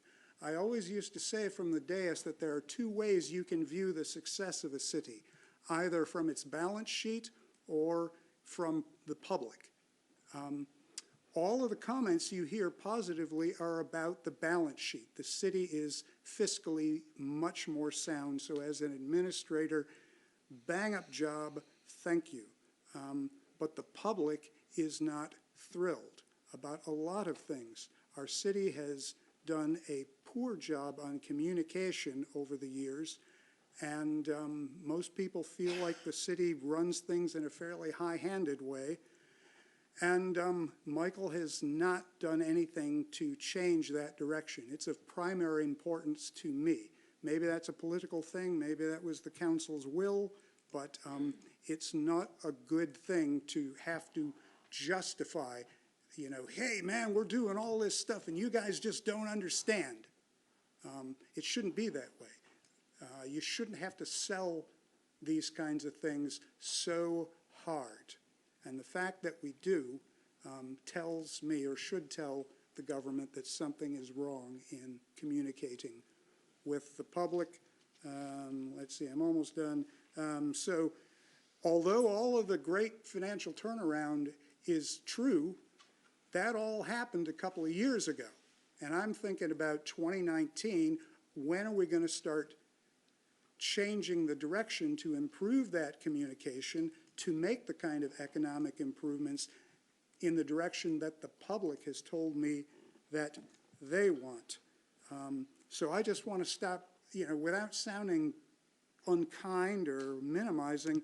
It's like, enough with the financial turnaround thing.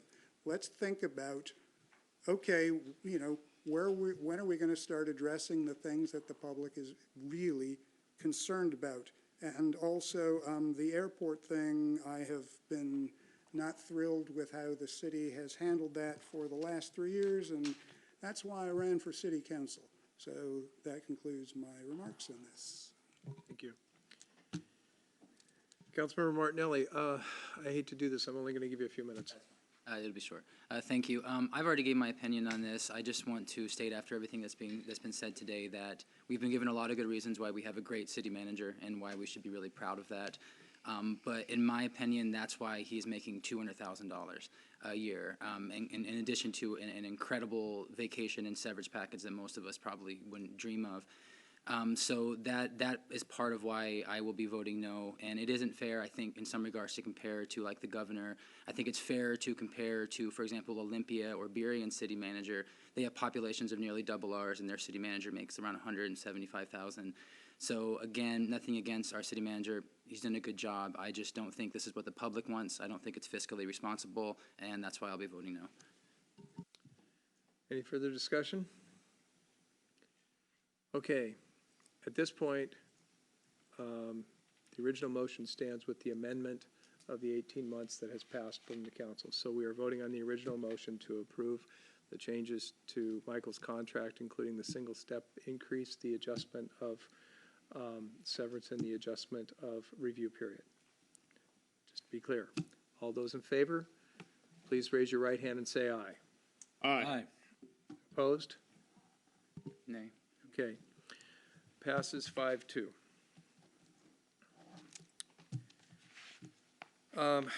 Okay, folks, we are now down to the end of our meeting.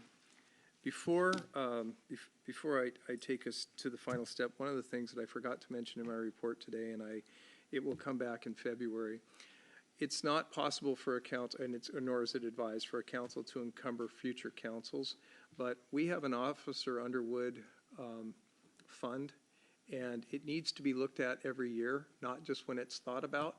So I would like to provide direction to the city clerk, and I know I have that flexibility as mayor, but I want to be clear up front that it be added to the agenda for the first meeting of every February, that the council consider giving from the Hearts and Minds Fund to fully fund the Officer Underwood what's the term? Scholarship. Scholarship, thank you, scholarship fund. You want a motion? I'm. So moved. Got a motion? Second. All those in favor, please raise your right hand. Aye. Please make the adjustment to the ongoing. Okay, is there a motion to adjourn? So moved. I'm sorry. What?